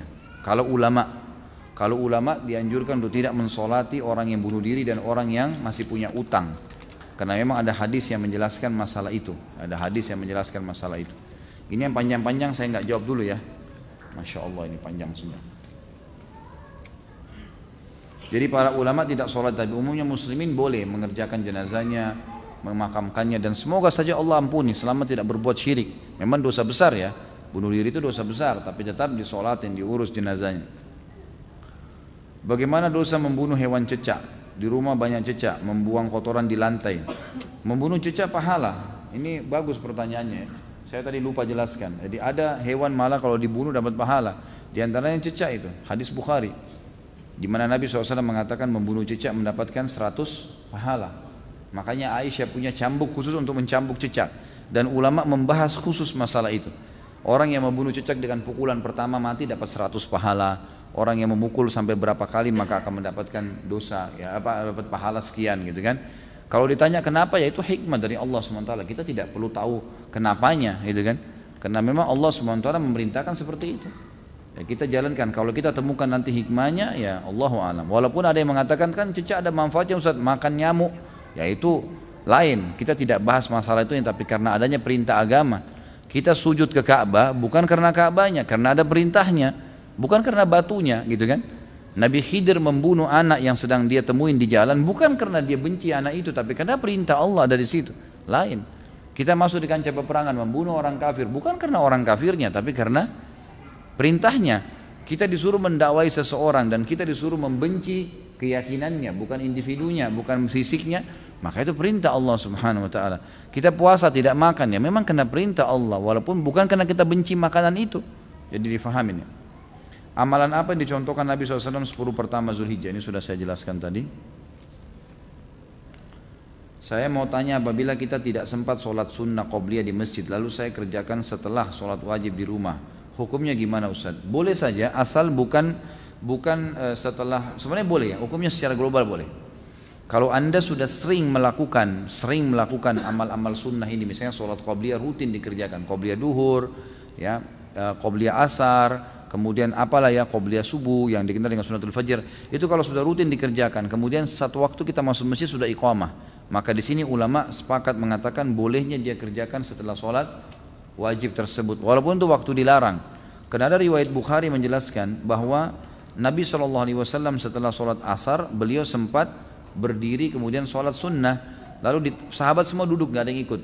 Setelah itu Nabi SAW ditanya oleh para sahabat, ya Rasulullah, apakah wahyu turun? Ada perubahan dalam masalah sholat, selama ini anda mengingatkan kami tidak ada ba'diyah asar.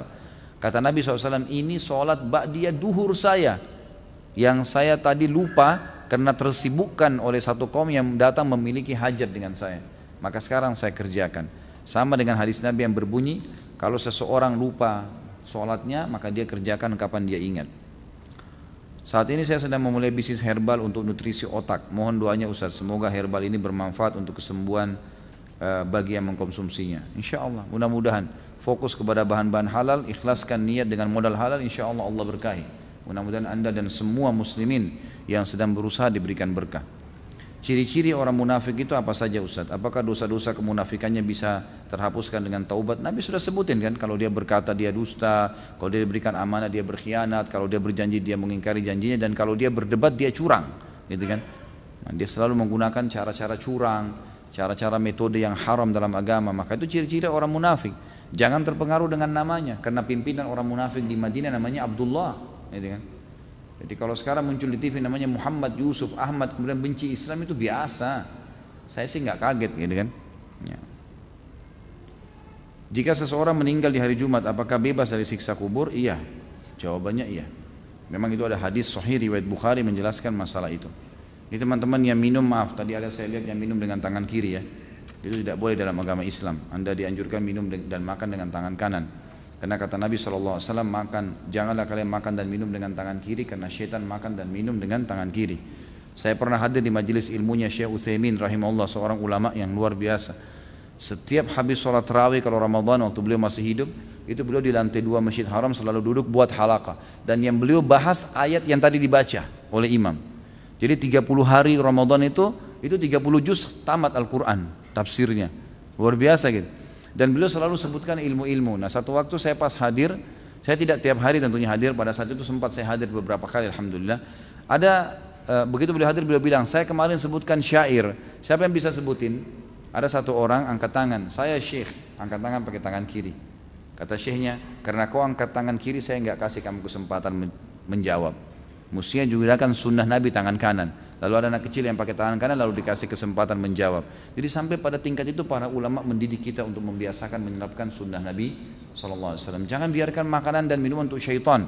Karena kalau kita dengan tangan kiri atau lupa baca bismillah itu diambil oleh dia, oleh syaitan itu. Jangan dikasih, itu musuh kita. Mengenai sunnah dalam berkurban, apakah Rasulullah meniatkan atau membeli hewan kurban untuk setiap istri-istrinya dan anak-anaknya? Ini nggak ada riwayat khusus menjelaskan masalah itu.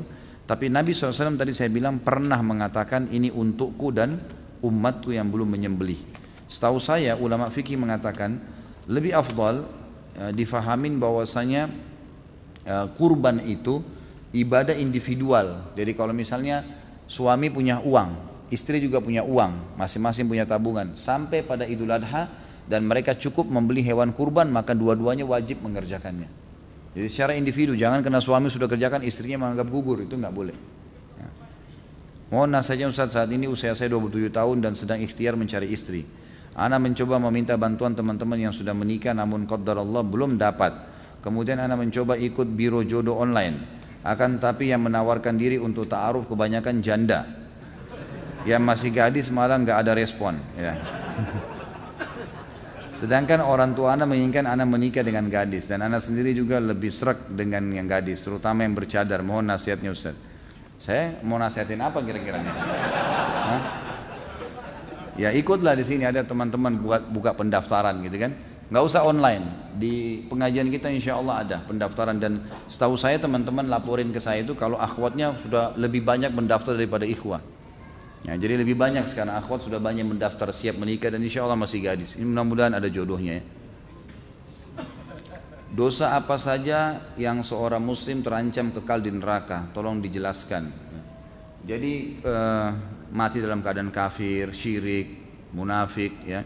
Kemudian membunuh seorang muslim, ya, secara sengaja tadi orang mukmin, itu yang disebutkan murtad dari agama. Selain daripada itu Allah alam yang saya tahu tidak ada yang kekal di neraka. Tidak ada, insya Allah diampuni oleh Allah Subhanahu Wa Taala. Bab sihir ini nanti pertemuan akan datang. Nanti bab yang ketiga insya Allah masalah sihir. Nanti baru bertanya masalah sihir. Minggu kemarin anda bertanya cuma anda rasa belum mengena di inti sari pertanyaan. Jadi saya jelaskan dari pokok pertanyaannya. Bagaimana hukumnya orang yang mengatakan istilah sunnah Rasul yang populer di masyarakat di malam Jumat adalah penghapusan istilah. Ini kan sudah dijelasin. Yang dimaksud pertanyaan di sini bukan amalannya Ustaz, tapi kata secara etimologisnya bahasa. Seolah-olah kata sunnah Rasul itu hanya diidentikan dengan hubungan suami istri. Padahal sunnah Rasul ini kan banyak, ada memanjangkan jenggot, tidak isbal. Apakah orang yang mengatakan istilah kata sunnah Rasul tersebut sebaiknya kata tersebut tidak digunakan? Sebenarnya hadis ini sudah saya katakan, saya pribadi nggak menemukan hadis itu. Saya nggak menemukan hadis itu masalah orang berhubungan biologis di malam Jumat, tapi yang ada hari Jumat. Kalau masalah memang orang mau menjalankan hubungan suami istri di hari Jumat dan malam Jumat itu sudah dianggap hari Jumat, maka boleh dia mengatakan oh ini karena sunnah Rasul, boleh, nggak ada masalah. Kalau masalah dikatakan identik sunnah Rasul dengan biologis, ya memang benar karena itu kan memang sedang menjalankan sunnah Rasul. Tapi bukan berarti menutup perilaku-perilaku yang lain. Sholat sunnah juga benar, memelihara jenggot juga benar. Semua yang kita lakukan adalah sunnah Rasul. Sama halnya kalau orang bilang pelihara jenggot itu sunnah Rasul. Benar, sebagaimana dia katakan hubungan biologis dari Jumat sunnah Rasul. Karena memang itu semua ada hadisnya kan. Berarti memang sunnah Rasul, tidak ada sesuatu yang salah di situ. Bagaimana hukum membunuh binatang tanpa hak seperti berburu untuk senang-senang? Apakah termasuk dosa besar? Kalau dia berburu niatnya untuk makan itu halal. Tapi kalau dia berburu hanya untuk membunuh hewan sembarangan itu nggak boleh, haram itu. Surah Al-Maidah menjelaskan masalah itu. Jadi hewan ayat 4 ya menjelaskan tentang kita bolehnya mengkonsumsi, boleh menggunakan anjing berburu, boleh berburu bila yang kita buru itu adalah hewan-hewan yang dimakan. Allah suruh makan, artinya hewan yang halal untuk dimakan. Selain itu tidak boleh. Jadi kalau hanya senang-senang apa saja hewan yang dilihat main ditembak saja sembarangan itu nggak boleh dalam Islam. Ya. Terkait dosa besar menjerumuskan jiwa ke dalam kematian, apakah kontrasepsi ini sudah tadi ya? Masalah KB, baik. Di samping rumah Anda ada tanah kosong, pemiliknya sudah meninggal dan tidak mempunyai ahli waris dan tanah tersebut tidak ada yang mengurusi selama 30 tahun. Bolehkah tanah itu ditanami dan hasilnya bagi-bagi tetangga? Sebaiknya jangan, itu tanah syubhat, jauhi. Jangan, tidak usah. Ya, insya Allah ada rezeki beli langsung sayur jadi, nggak usah repot-repot tanam. Karena itu bahaya syubhat ya. Apakah merokok termasuk membunuh? Iya, membunuh itu. Haram. Saya kemarin live di Bisol, ada satu bapak yang telepon. Dia bilang, Ustadz, saya membahas yang minggu lalu nih Ustadz. Katanya Ustadz bilang rokok itu haram begini begitu dengan beragam dalil. Tapi kan Ustadz dari sebelum Ustadz lahir dan saya pun lahir gitu kan, ini sudah ditahu kalau rokok itu makruh gitu. Kenapa kok sekarang tiba-tiba berubah nih? Ternyata hostnya pintar nih yang temanin saya itu, dia bilang, Pak sebentar, Bapak masih merokok? Dia bilang iya. Ternyata dia memang masih merokok, mencari jalan untuk membenarkan itu gitu. Jadi nggak boleh, jelas sesuatu yang bahaya lebih besar daripada manfaatnya, hukumnya haram. Dan teman-teman tinggalkan udah rokok ini. Apa ini? Ya, itu waswas syaitan. Ganti dengan sesuatu yang bermanfaat. Ya, makan sesuatu yang bermanfaat. Untuk apa rokok? Apa manfaatnya? Mulutnya bau, dadanya sakit. Ya, racunnya ada berapa ratus racun di situ. Untuk apa? Manfaatnya tidak ada. Cuma sugesti saja itu. Sugesti, oh iya ini lebih percaya diri, saya tidak bisa berpikir, dan sudah sering saya jelaskan masalah itu ya. Jadi sebaiknya dijauhi. Larikanlah kepada hal-hal yang bermanfaat. Sampai di Saudi itu dipasang pelang besar-besar, dikatakan kalau seandainya perokok itu mensedekahkan uang rokoknya tiap hari, maka dia orang yang paling bahagia. Karena kalau satu bungkus 10 ribu tiap hari, 10 ribu disedekahin, itu rutin, itu luar biasa sedekahnya itu gitu kan. Daripada dia harus membakar, menyakiti orang lain, dia juga sakit. Sebenarnya itu sakit ya, penyakit itu nggak boleh. Dan sudah sering saya bahasakan. Bagaimana kalau kita tidak tahu efek seperti tadi, minum obat lalu meninggal, apakah termasuk bunuh diri? Tentu tidak saja ya. Kalau kita tidak tahu, ini kan saya bahasakan tahu tadi ya. Saya sudah bilang dia tahu listrik ini berefek, obat ini kalau dia minum berbahaya, dia tahu, maka itu baru masuk. Bagaimana jika ada suatu pemerintah Muslim tapi pada akhirnya melegalkan minuman keras, dosanya, hukumannya hukumnya dan lain-lain? Apa maksudnya ditanya? Tentu saja berdosa ya, yang menghalalkan itu berdosa. Karena Nabi SAW mengatakan Allah melaknat ya, saksi minuman khamr itu, yang menandatanganin, yang menjual, yang membawa, yang meminum, yang punya modal, semua kena laknat, diangkat ya, apa namanya, dilaknat itu diangkat berkah hidupnya. Bagaimana jika sekarang perang antara negara, padahal kita Muslim tersebar di banyak negara? Apa yang ditanyakan? Jadi maksudnya apakah kalau terjadi perang antara negara kita harus membela gitu mungkin ya? Tentu kita membela kebenaran. Saya sudah bilang tadi, tolak ukurnya benar atau salah. Kalau benar kita membela kebenaran sesuai dengan pandangan agama, kita termasuk berperang. Walaupun yang dihadapin itu ada muslimnya. Sama muslim kalau dia masuk dengan pasukan non muslim dan dia tahu ini kebenaran yang sedang dia bela, termasuk dia, dan itu benar di mata Allah, maka berarti dia juga termasuk mendapatkan syahid insya Allah. Bagaimana Bilal dengan sahabat lain yang membunuh, apa ini kok robek? Umayyah bin Khalaf mungkin yang dimaksud yang kemarin ya, yang saya jelaskan di tablik akbar itu. Tentu saja di sini waktu Nabi SAW hidup, Nabi SAW penentu keputusan. Jadi waktu Nabi SAW tahu tentang kasus ya, Bilal membunuh Umayyah bin Khalaf dan itu dikeroyokin dengan rame-rame para sahabat, sementara memang waktu itu Umayyah bin Khalaf belum dibawa ke Nabi SAW. Jadi kalau di kancah peperangan, tawanan perang itu akan dianggap tawanan kalau sudah dilaporkan kepada pimpinan perang, gitu kan? Selama mereka masih berserakan di lapangan perang, ya, di medan perang, dan masih dianggap berbahaya, maka masih boleh dibunuh, gitu kan? Tapi kalau sudah dibawa, dikumpulin, di pimpinan perang sudah tahu, maka itu sudah tidak boleh lagi dibunuh, gitu kan? Itu sudah akan dibagi oleh pimpinan. Kasus Umayyah bin Khalaf ini memang masih sementara dibawa oleh Abdurrahman bin Auf menuju ke kemah Nabi. Memang belum sampai, masih di kancah peperangan. Maka Bilal menyerangnya karena tahu bagaimana kejahatan dia pada saat di Mekah. Jadi itu berbeda ya, itu tidak masalah. Bagaimana dengan membunuh hewan yang dilarang untuk dibunuh? Sudah tadi ini masalah semut dan seterusnya. Kami bermaksud mengadakan resepsi pernikahan anak kami. Bolehkah mengadakan pengajian atau yasinan sebelum hari H? Baiknya dihadiri bapak-bapak dan ibu-ibu. Kalau pengajian boleh. Kalau membaca ayat Al-Quran, ini yang masih diperselisihkan oleh para ulama, gitu kan?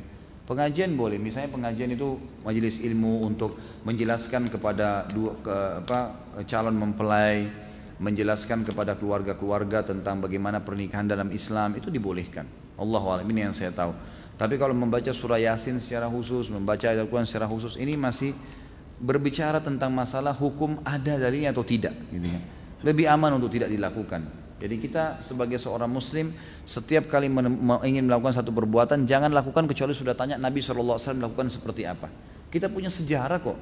Bagaimana Nabi SAW waktu menghadapi pernikahan-pernikahan sahabat gitu kan. Beliau sendiri pada saat menikah dengan istrinya dan para sahabat hadir. Tidak pernah ada pembacaan ayat Al-Quran di rumah itu. Cuma datang Nabi SAW mengundang mereka pada saat Nabi menikah dengan Zainab. Dan mereka hanya masih duduk ngobrol-ngobrol pada saat itu. Dan Nabi malu menegur mereka. Turun ayat Al-Quran mengingatkan para sahabat. Kalau kalian sudah datang ke acara pernikahan Nabi, maka selesai makan pulanglah, kata Allah. Itu perintah dalam Al-Quran gitu kan. Karena Nabi malu menegur kalian, tapi Allah tidak malu mengingatkan kebaikan. Jadi itu perbuatan, itu yang kita lakukan. Contohnya Nabi SAW. Seperti dikatakan tadi bahwa syahid seorang mukmin apabila terbunuh dalam peperangan melawan kafir. Bagaimana apabila peperangan itu bukan perang fisik, melainkan perang pikiran dan politik. Contoh memerangi Jil, Syiah dan Ahmadiyah yang jelas-jelas mereka berKTP Muslim tapi tauhidnya menyimpang.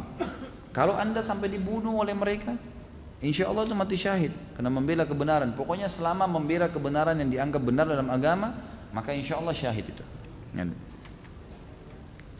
Barakallahu fiik ya guru kami, bagaimana urutan keutamaan dari hewan kurban, kambing dan domba yang paling afdal, kemudian datang setelahnya sapi dan unta. Dan kambing dan domba ini minimal umur setahun, sapi 2 tahun dan juga unta 5 tahun. Boleh jantan, boleh betina, dan yang penting syaratnya tidak cacat. Dan dianjurkan setiap muslim minimal 1 ekor kalau dia mampu. Jadi kalau sapi misalnya boleh partisipasi 7 orang, jangan dipaksain 7 orang kalau kita mampu sendiri. Jangan dibagi-bagi pahalanya. Ambil aja sendiri kalau bisa. Selama kita bisa kita ambil semua. Kalau kita nggak bisa baru ajak orang lain, gitu kan. Maka itu juga pahalanya besar. Dahulukan kalau kita sudah ada di situ andil, kemudian kita ajak orang lain terlibat boleh. Tapi kalau kita ambil andil yang maksimal lah setelah kita lakukan itu. Itu yang mestinya dilakukan. Allahu a'lam. Jadi tetap didahulukan kambing ya. Kapan saat wanita melakukan sholat duhur di hari Jumat? Afdolnya apakah setelah azan atau habis sholat Jumat? Tentu setelah azan. Ulama sepakat mengatakan tidak harus menunggu selesai khutbah. Boleh setelah azan duhur perempuan sudah boleh sholat, azan Jumat perempuan sudah boleh sholat duhur. Apakah gelar sallallahu alaihi wasallam hanya untuk Nabi Muhammad atau nabi-nabi lain? Apakah kita juga bersalawat untuk mereka? Tentu untuk semuanya ya. Tapi biasanya kalau nabi-nabi yang lain itu lebih fokus kepada alaihi salatu wassalam. Tapi boleh kita mengatakan Isa sallallahu alaihi wasallam, boleh. Karena semua nabi-nabi memang diberikan salam kepada mereka. Apabila Qabil berarti mendapat dosa tiap keturunan Adam membunuh, iya tentu saja. Dan itu hadis tadi sudah menyebutkan masalah itu. Karena dia yang paling pertama menjadi contoh ya dalam perbuatan itu. Ini sudah sama tadi pertanyaannya, amalan apa yang dilakukan di bulan Zulhijjah? Apa fadilah bagi orang yang berkurban? Ya, ini dapat pahala besar karena Nabi Allah SWT mengatakan dalam Al-Quran, A'udzubillahi minasyaitonirrajim, fasholli rabbika wanhar. Salatlah Idul Adha hai Muhammad dan berkurban setelahnya. Ada perintah fi'lul amr, pahalanya besar. Kena pakai perintah. Dan kalau ada perintah berarti hukumnya wajib. Ini sama Nabi SAW juga mengerjakannya, maka orang mengerjakannya dapat pahala. Ya, insya Allah dapat pahala dari sembelihannya, dapat pahala dari uang yang disedekahkan, dapat pahala juga dari memakan dagingnya. Ya. Larangan apa saja yang dihindari bagi orang yang berkurban? Dan apa hukumnya kalau melanggar? Setahu saya cuma sunnah saja tadi, tidak memotong kuku dan memotong rambut. Selebihnya nggak ada masalah. Apa pendapat Ustaz tentang buku Fikih Sunnah karangan Said Sabiq? Setahu saya itu buku yang bagus sebenarnya ya. Buku yang bagus, cuma memang sebagian ulama sudah beristihad coba menggali lagi buku itu, kemudian mengeluarkan judul buku sekarang namanya Sahih Fikih Sunnah, sudah terbit. Jadi hadis-hadis yang lemah dikesampingkan dan ditulis di footnote kalau ini lemah, kemudian dimuat hadis-hadis sahihnya. Dan saya tahu sudah terjemahan bahasa Indonesia malah. Ada terbitan pustaka Tazkiyah menerbitkan buku judulnya Sahih Fikih Sunnah. Yang tadinya Fikih Sunnah cuma 1 jilid, ini malah menjadi 5 jilid dengan keterangan-keterangannya. Allahu a'lam, yang saya tahu itu bagus ya. Cuman yang lebih baik kalau dicari yang sudah revisi, yang sudah diperbaiki, jangan yang induk awalnya, karena masih banyak hadis yang diluruskan oleh ulama. Bagaimana cara menghadapi suatu kasus korupsi jika saya menemukan kasus tersebut. Ingkar mungkar, kalau kelihatan depan mata kita harus ingkar mungkar dengan cara meluruskan, menasihatin, melaporkan. Kalau sampai dia tidak mau meninggalkan, harus dikerjakan, diingkar mungkar dan tidak boleh didiamin. Ustaz, jika puasa Daud lalu di bulan Zulhijjah ini saya ingin mendapatkan pahala keutamaan seperti jihad, jiwa dan harta, lalu meninggalkan tidak membawa kembali keduanya. Saya puasa 1-9 tidak Daud. Saran saya kalau sudah Daud tetap puasa Daud saja. Karena puasa Daud tetap mendapatkan pahala juga di Zulhijjah, gitu kan? Tetap aja. Tapi kalau anda mau batalkan, boleh saja batalkan puasa Daud karena sunnah. Sunnah boleh kita batalin kapan saja. Dibatalin puasa Daudnya lalu diniatkan puasa nanti baru dilanjutin lagi puasa Daud, boleh saja. Tapi sudah batal puasa Daudnya. Karena syarat puasa Daud harus sehari puasa sehari tidak, gitu kan? Kalau saran saya lanjutin aja puasa Daudnya, tetap itu lebih afdal. Karena tidak bisa dibantah sabda Nabi SAW, afdalus siyami saumu Daud, ya. Puasa yang paling afdal puasanya Nabi Daud. Kana yasumu yawman yuftir yawman. Dia berpuasa sehari, dia berbuka puasa sehari. Jadi itu lebih afdal.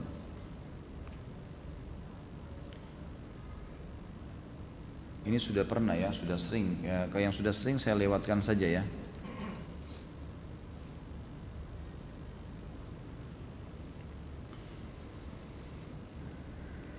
Saya mau tanya, ada teman saya punya kebiasaan suka kentut sembarangan. Terkadang di kantor ketika semua pada kumpul, ia melakukan terkesan sengaja. Menurut Ustadz bagaimana perilaku seperti ini? Ini adab ya. Jadi dia tidak haram tapi adabnya. Jadi lebih baik jangan. Subhanallah, Allah Subhanahu wa taala memberikan fitrah di dalam diri kita.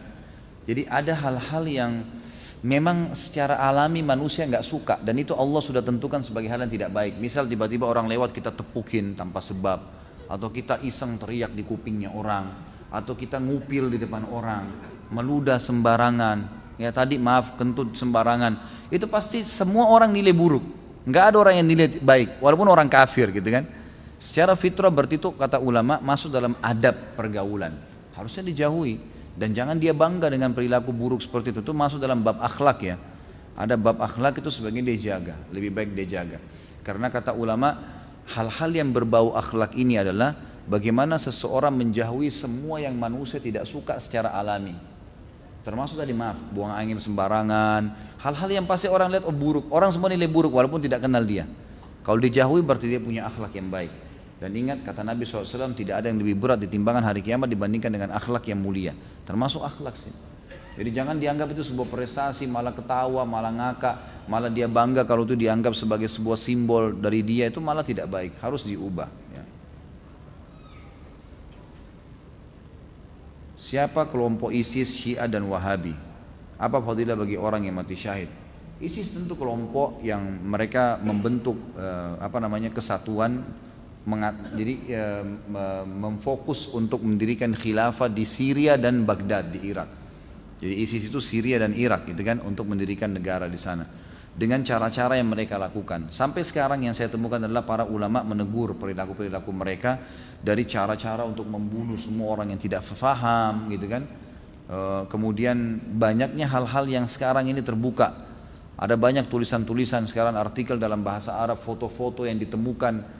Jadi pimpinan-pimpinan mereka ini bersatu satu sama yang lain. Jadi seakan-akan sengaja dibentuk untuk meributkan umat Islam ini, gitu kan? Itu yang lahir. Sekarang ini kayak ribut sekali antara ISIS sama Syiah. Dua-duanya punya pemahaman-pemahaman yang perlu diluruskan. Ya. Dan jelas pemahaman mereka dibongkar oleh para ulama dan disampaikan. Jadi memang sebaiknya dijauhi. Dua-duanya ini dijauhi. Kalau masalah Wahabi itu istilah yang digunakan oleh orang-orang Syiah untuk meredam dan membuat kaum muslimin tidak menyukai orang-orang yang mengikuti sunnah Nabi. Karena yang dikatakan Wahabi itu orang yang malah sibuk dengan mengikuti sunnah Nabi. Dan yang paling banyak membongkar kedok orang-orang Syiah adalah ulama-ulama di Saudi.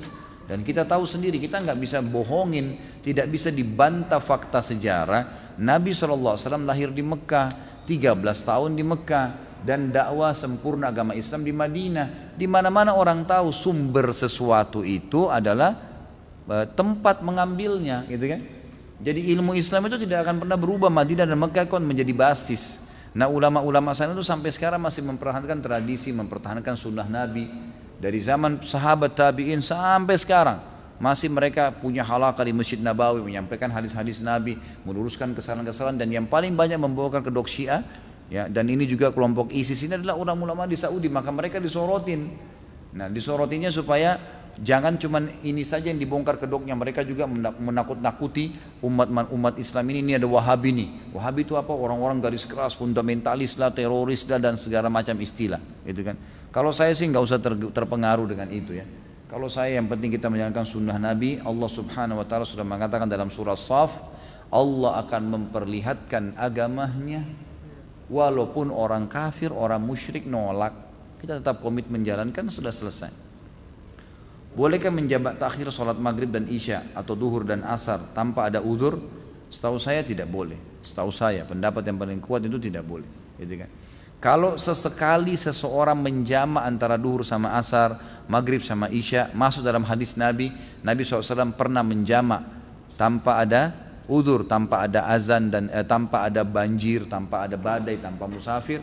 Mungkin sekali dia mengerjakannya dalam hidupnya, itu mungkin. Tapi kan mayoritas waktunya Nabi SAW mengerjakannya di waktunya masing-masing, gitu kan.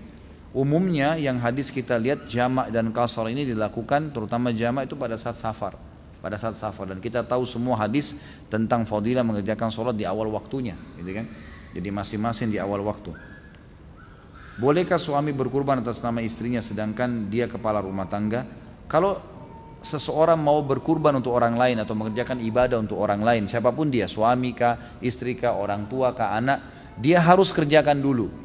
Kalau dia sudah kerjakan, dia punya duit, bisa beli sapi satu atau beli kambing satu, ada lebih, kemudian istrinya tidak punya duit, dia mau kasih ini loh, kamu pakai untuk kamu kurban juga, itu boleh, nggak ada masalah. Tetapi tetap lebih afdal buat dia sendiri.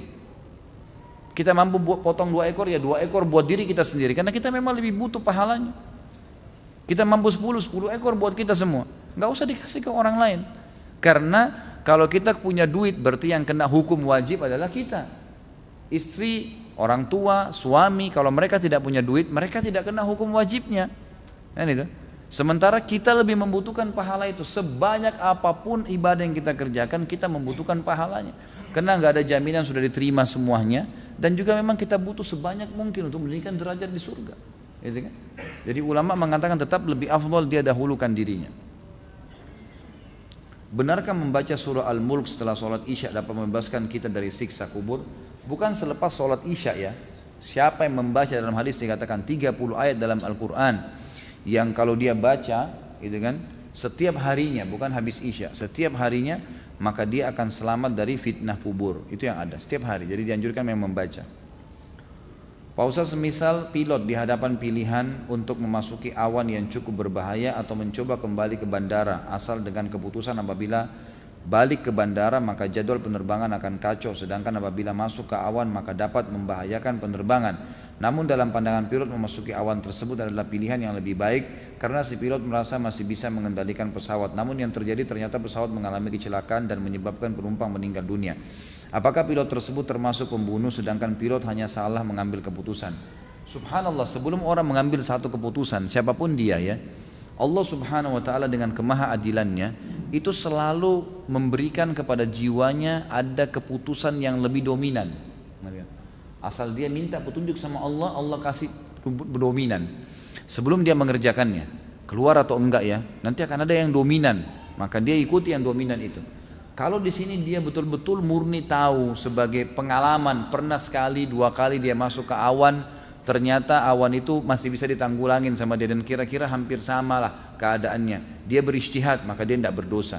Tapi dia tahu secara ilmu, dan ini juga memang berbahaya sekali kalau dia masuk akan mematikan, dia kembali, nggak usah ambil resiko. Masalah penerbangan kacau jadwal ya, memang cuaca lagi begitu.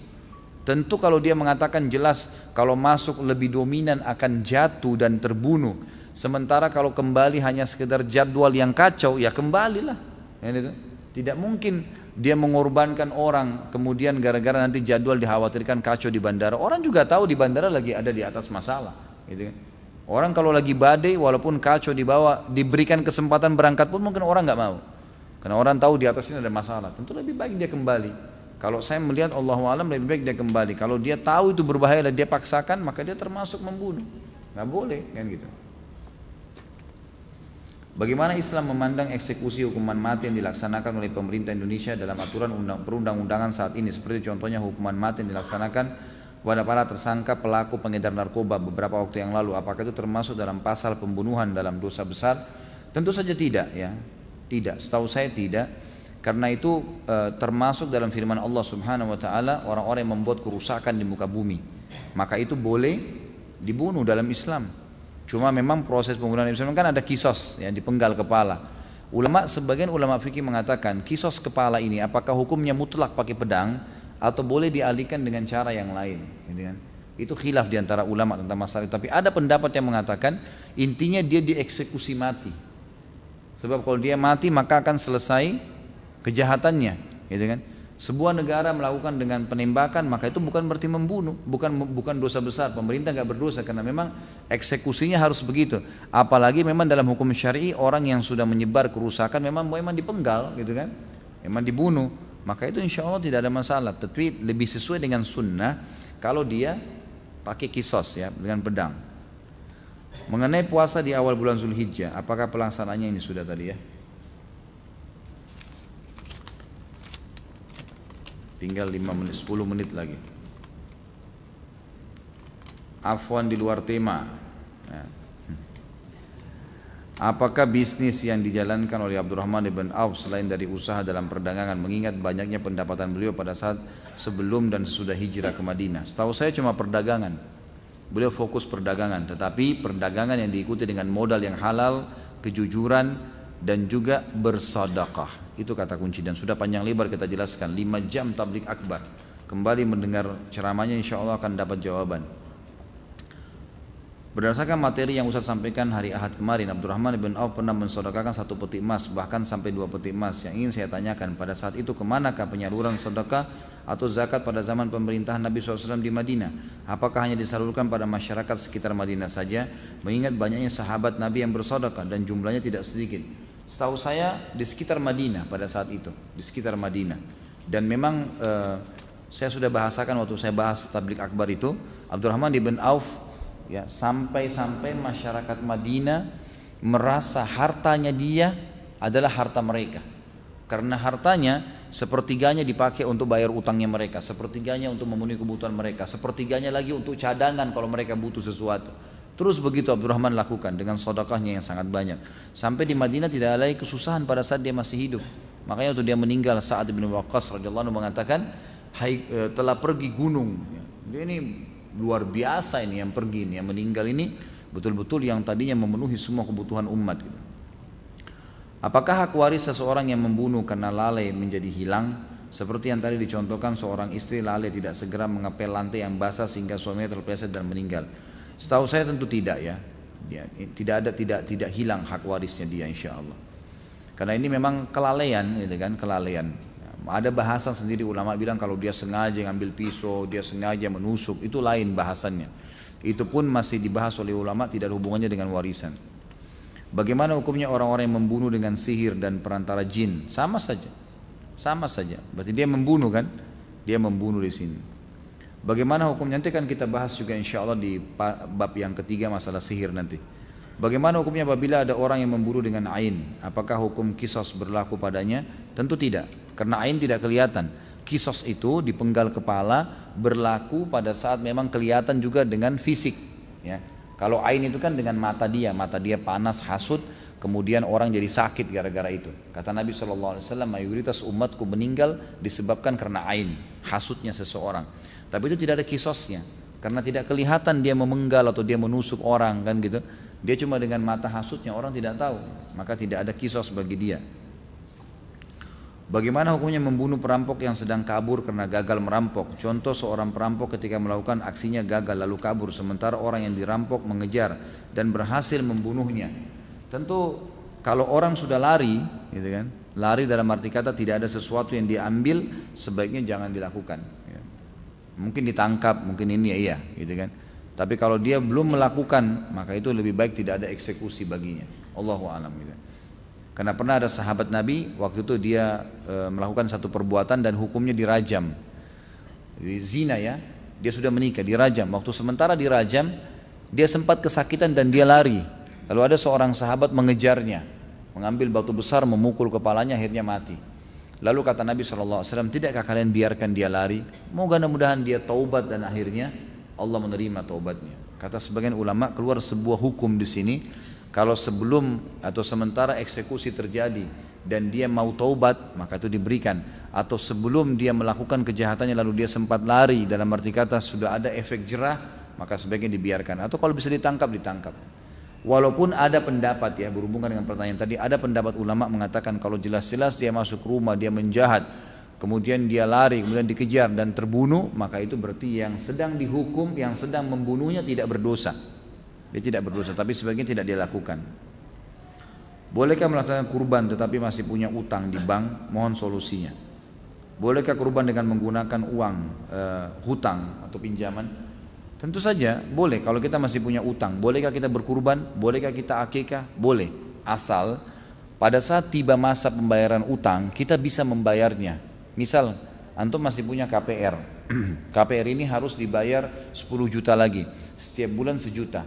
Tiba bulan pada saat kita mau bayar 1 juta itu, bertemu antara membayar utang yang 1 juta dengan membeli hewan kurban. Yang didahulukan bayar utang. Tapi kalau bukan di waktu itu, atau antum sudah bayar utang, ternyata bayar utang KPR tadi sudah dibayar 1 juta, utang masih 9 juta, tapi bulan depan sekarang masih ada uang lebih untuk kurban, ya berkurban. Karena dianggap antum bulan itu sudah lunas utangnya untuk bulan itu, bulan depan ya urusan bulan depan gitu. Jadi tetap menjalankan itu ya. Masya Allah. Alhamdulillah, besar tulisannya. Seorang suami yang tega terhadap istrinya, membiarkan istrinya mencari nafkah tanpa peduli ia sibuk dengan kegiatan yang tidak bermanfaat. Apa maksudnya? Saya bekerja mencari nafkah, pergi pagi pulang malam tanpa dipedulikan, sementara ia sibuk dengan dirinya sendiri. Dia nggak pernah ikut campur dengan mencari nafkah untuk keluarga. Pertanyaannya apa nih? Apa dia berdosa kali ya? Dia berdosa tentunya. Dia berdosa dengan perbuatan tersebut, dan orang yang tidak memberikan nafkah itu berarti sudah boleh dia minta, yang perempuan sudah boleh minta cerai. Jangan bertahan dengan suami yang tidak jalankan kewajibannya. Dan itu memang itu hukum syar'i. Tapi kalau tetap mau bertahan boleh saja. Ya konsekuensinya menerima risiko itu kan. Karena pernah ada sahabat yang saya pernah ceritakan, pulang ke rumahnya istrinya selingkuh, lalu kemudian dia melapor ke Nabi, ya Rasulullah istri saya selingkuh sama laki-laki lain, berzina. Ya. Maka Nabi SAW mengatakan ceraikan. Kalau gitu sudah, dia sudah buat maksiat dosa besar, jangan tinggal sama dia. Kata dia, ya Rasulullah tapi saya mencintainya. Kata Nabi, kalau gitu pertahankan, tapi dengan risiko itu, gitu kan? Risiko itu maka harus ditahu, dia harus tanggung risiko itu. Ustaz Khalid semoga tidak tersinggung. Istri saya sudah tertarik dengan pengajian Ustaz Khalid, namun karena Ustaz Khalid poligami, istri saya jadi tidak mau lagi ikut pengajian Ustaz. Sampai saya sendiri jika mengikuti pengajian Ustaz Khalid sepertinya istri saya agak keberatan. Bagaimana cara mendakwahkannya? Hal ini terjadi waktu saya mengikuti pengajian A'agim dulu, mohon penjelasannya sejelas-jelasnya Ustaz. Ini penutup ya. Sebenarnya saya dalam berdakwah, teman-teman sekalian, yang saya sampaikan ini bukan perkataan saya ya. Apa yang sedang saya sampaikan? Hukum dari saya. Ini teman-teman duduk di sini di pengajian. Ini untuk mendengarkan saya pribadi atau ilmu agama yang sedang saya sampaikan. Ilmu agamanya, bukan karena saya berbicara. Yang menyuruh poligami siapa? Allah Subhanahu wa taala. Saya melakukan juga, saya sebagai praktisi karena perintah Nabi sallallahu alaihi wasallam. Berapa kali istri saya tanyakan, "Kenapa Kak poligami?" Karena perintah Nabi. Saya katakan begitu. Dan saya selalu mendakwahi dia, mendakwahi istri saya supaya bisa menerima hukum Allah Subhanahu wa taala ini, sambil saya doakan semoga hati mereka terbuka, dan saya melakukan itu. Kalau masalah kasus saya menyampaikan hukum Allah lalu istri anda tidak mau dengar, tidak mau lagi datang pengajian saya, silahkan, terbuka sekali pintu. Masih banyak selain dia insya Allah yang mau hadir, gitu kan? Ya, saya tidak pernah terganggu dengan 1, 2 orang, 10 orang yang berhenti ikut pengajian, karena saya menyampaikan bukan hukum saya, hukum Allah Subhanahu Wa Taala. Kalau dia mau benar, dia ikutin pengajian, tidak ada hubungannya. Masalah dia belum bisa menerimanya, dia berdoa kepada Allah Subhanahu Wa Taala, karena ilmunya masih kurang, gitu kan? Nggak mungkin karena hawa nafsu dia atau kemauan dia lalu kemudian hukum Allah kita tolak, nggak mungkin itu, kan gitu. Tidak mungkin, mustahil. Siapapun dai yang takut kepada Allah lalu karena dia tidak mau poligami lalu dia mengatakan jangan poligami jemaah, nggak bisa. Allah Subhanahu Wa Taala yang perintahkan, walaupun dia belum mengerjakannya dia harus menyampaikannya, hukum Allah Subhanahu Wa Taala. gitu kan. Kalau masalah dia tidak mau hadir, silahkan, ahlan wa sahlan. Mau hadir, alhamdulillah. Yang penting saya menyampaikan ilmu Allah subhanahu wa ta'ala. Dan saya doakan, mudah-mudahan Allah membuka hatinya. Biasanya justru orang yang kritis nanti malah dia yang hebat menerima itu. Ya. Biasanya begitu. Ya, mudah-mudahan insya Allah, gitu kan. Seperti itulah. Kalau antum mau hadir pengajian, pengajian yang antum hadiri itu bukan istri yang mengatur. Kenapa harus diatur sama istri? Majelis ilmu antum wajib hadirin. Kalau istri nggak suka terus kita nggak hadir, nggak ada hubungannya. Kan itu. Harus ar-rijalu qawwamuna 'alan nisa. Laki-laki yang menentukan perempuan, kalau perlu kamu harus hadir ke pengajian ini. Kita yang tentukan, bukan dia yang tentukan, kok terbalik nih. Kan itu. Harus perempuan dipimpin oleh laki-laki, bukan perempuan yang pimpin laki-laki, jangan dibalik. Kalau dibalik jadi kacau semua nih nanti. Sudah hukum Allah begitu teman-teman sekalian. Dan dengan dipimpinnya perempuan bukan berarti perempuan terhina. Justru perempuan dengan fitrahnya butuh dilindungi dan dipimpin. Memang gak bisa jadi pemimpin. Emang gak bisa, fitrahnya begitu. Laki-laki Allah siapkan dengan sifatnya, karakternya, fisiknya, suaranya berbeda. Memang untuk nagih utang, antar jenazah, perang di jalan Allah. Emang itu dia, pemimpin. Perempuan dengan lembutnya, dengan air matanya, dengan hamilnya. Memang untuk di rumah, dipimpin, dinaungin, dilindungin. Jangan orang yang memang kasih sering sedih, manja di rumah. Orang yang memang urus anak, kemudian kita suruh memimpin di luar. Gak bisa, gak ketemu. Kan itu. Jadi harusnya majelis ilmu yang antum hadir kapan antum mau. Dan jelaskan sama dia gitu kan. Masalah kita belum bisa menerima hukum Allah satu, jangan membencinya. Membenci hukum Allah berarti membenci Allah sebagai penerima hukum. Saya dan siapapun teman-teman dai akan menyampaikan yang benar kalau dia takut kepada Allah subhanahu wa ta'ala. Allahu alam, mudah-mudahan Allah membukakan hati-hati setiap orang muslim untuk bisa menerima hukum-hukum Allah subhanahu wa ta'ala. Dan ingat teman-teman sekalian, majelis ilmu gunanya untuk mengubah kita menjadi lebih baik. Kalau memang kita tidak bisa berubah menjadi lebih baik, maka tidak usah hadir di majelis ilmu, gitu kan? Ilmu tujuannya untuk menambah ilmu kita, mengubah kita menjadi lebih baik, lebih patuh kepada Allah. Dan dunia ini sebentar, kita akan lalui menuju akhirat. Semua orang yang menolak hukum Allah di dunia, wallah, demi Allah teman-teman, menyesal di akhirat. Menyesal, oh coba dulu saya terima, udah gak bisa, udah meninggal. Allah yang terapkan, tidak mungkin salah hukum Allah SWT. Kita yang harus bisa adaptasi. Kenapa Allah buat Ramadan sebulan ya? Allah maunya begitu, patuh. Kenapa nggak sehari aja Ramadan ya? Allah maunya begitu. Kenapa asar 4 rakaat ya, duhur 4 rakaat? Kenapa nggak digabung aja jam 2 sekali 4 rakaat? Loh Tuhan, kamu maunya begitu. Kitanya harus belajar, gitu kan? Kalau kita protes susah, nggak terima. Di akhirat rugi, di dunia juga rugi, kan gitu. Jadi harus hukum Allah diterima, pencipta. Jadi harus fahamin ya, masalah ini. Allahu a'lam. Mudah-mudahan apa yang kita bahas malam ini diberkahi oleh Allah Subhanahu wa taala. Mungkin begitu, mudah-mudahan bermanfaat. Subhanakallahumma bihamdika asyhadu an la ilaha illallah astaghfirullah wa atubu